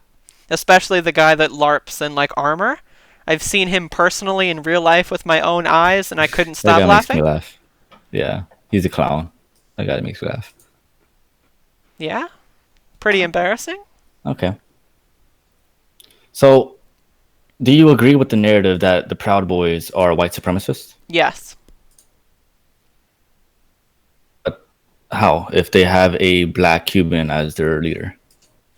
You can be a white supremacist without being white in the same way that, Hitler believed that people with blonde hair and blue eyes were superior, and he had neither. Uh, so you're saying that he's probably an Uncle Tom? That if that's a word you want to use, then that would probably fit in the context here, yeah. In my personal view, that makes no sense at all because he is, in fact, a black Cuban. I mean, I'm only going off of my personal experience. I've met Proud Boys. I've been around them physically. I've talked to a lot of them, and the views that they espouse are most definitely anti-woman, anti-minority. Of like they don't like trans people, they don't like gay people, they don't like women, etc. And they also espouse these things that, while not necessarily are racist, they lead to racist outcomes. Like, for example, they think anyone who's brown and wears a turban is automatically a terrorist, stuff like that. Little silly. Yeah, that's the dumb generalizations. You can be a white supremacist without overtly, talking about how great white people are and how bad black people are. Now, would I call them a white supremacist, like, as the fundamental axis of my argument? Probably not. Would I hesitate to call them a white supremacist? Also, probably not. Okay. Like, let's say if someone makes a comment saying that black people commit the majority of the crimes in the United States, or the majority of the violent crimes in the United States specifically, is that claim racist? I believe it is racist because it purposefully neglects to mention fundamental contexts in history and presents something in a vacuum that it does not exist in, that basically tries to interpret things to be, oh, black people are obviously animals, they're crazy, they're evil, they're violent, which is not even remotely accurate. It also feeds generalizations that aren't true and that are also unhealthy in society. So if you were to say that as part of an actual argumentative reason why, say, maybe we should stop pumping lead into low-income communities, or maybe we should fix the water crisis in Flint, sure, that can be useful data. But if you just want to parrot that around as a singular fact and neglect actual historical context, then I think probably you're a racist. Okay. So, but it is a fact, though. If you want to show me a particular study, I can read the study. Okay, no problem. Let's see, where else? Where else can we go from here? Well, do you want anything? Do you want to talk about anything else? We've had a really long conversation. I Oh yeah, think I this was mean, actually very, very productive. I'm Pretty down good. to do it another time. I'm down to pause and maybe spend a few days thinking of more topics instead of doing a lightning round where we don't have much to talk about. That would be fine with me. All right, wonderful. Well, I guess we're done here. We had a wonderful talk. I had a great time talking with you. Oh, yes, thank you. Yeah. All righty. So go ahead. I guess do a quick little outro. You can say goodbye real quick before I cut off the stream. You can subscribe to me, Cyberdemon531 on YouTube. You can find me on Steemit. I'm not on anything else because I've been banned everywhere else. Oh man, don't I feel that one? I felt that one in the heart. I felt that one in the heart. Oh, yeah. I got banned from Twitter 3 times already. Why'd you get banned? Allegedly making threats and Mm. stuff like that, and I'm like, what? Whatever. But hate speech and stuff like that, and I don't know. Actually, it had to do with the ADOS movement this one time where I was rejecting that black people um shouldn't get reparations for slavery. We can talk about that next time. Absolutely. But anyways, I'm going ahead and cut off the stream right now. Thanks a All lot, right. everybody who was watching. Bye, Hope you bye. guys subscribe to Andrea's channel, Cyberdemon531. And be sure to subscribe to mine if you guys haven't done so already. And we'll definitely catch you guys next time, of course. I will. So goodbye, everybody. Yeah, we'll catch. I'm not that good at playing ball, but I will try my best to catch. Alrighty, wonderful. All right, there we go. I cut off the stream. Good stuff. Also, it was a great talk. Yeah, great Wonderful. conversations.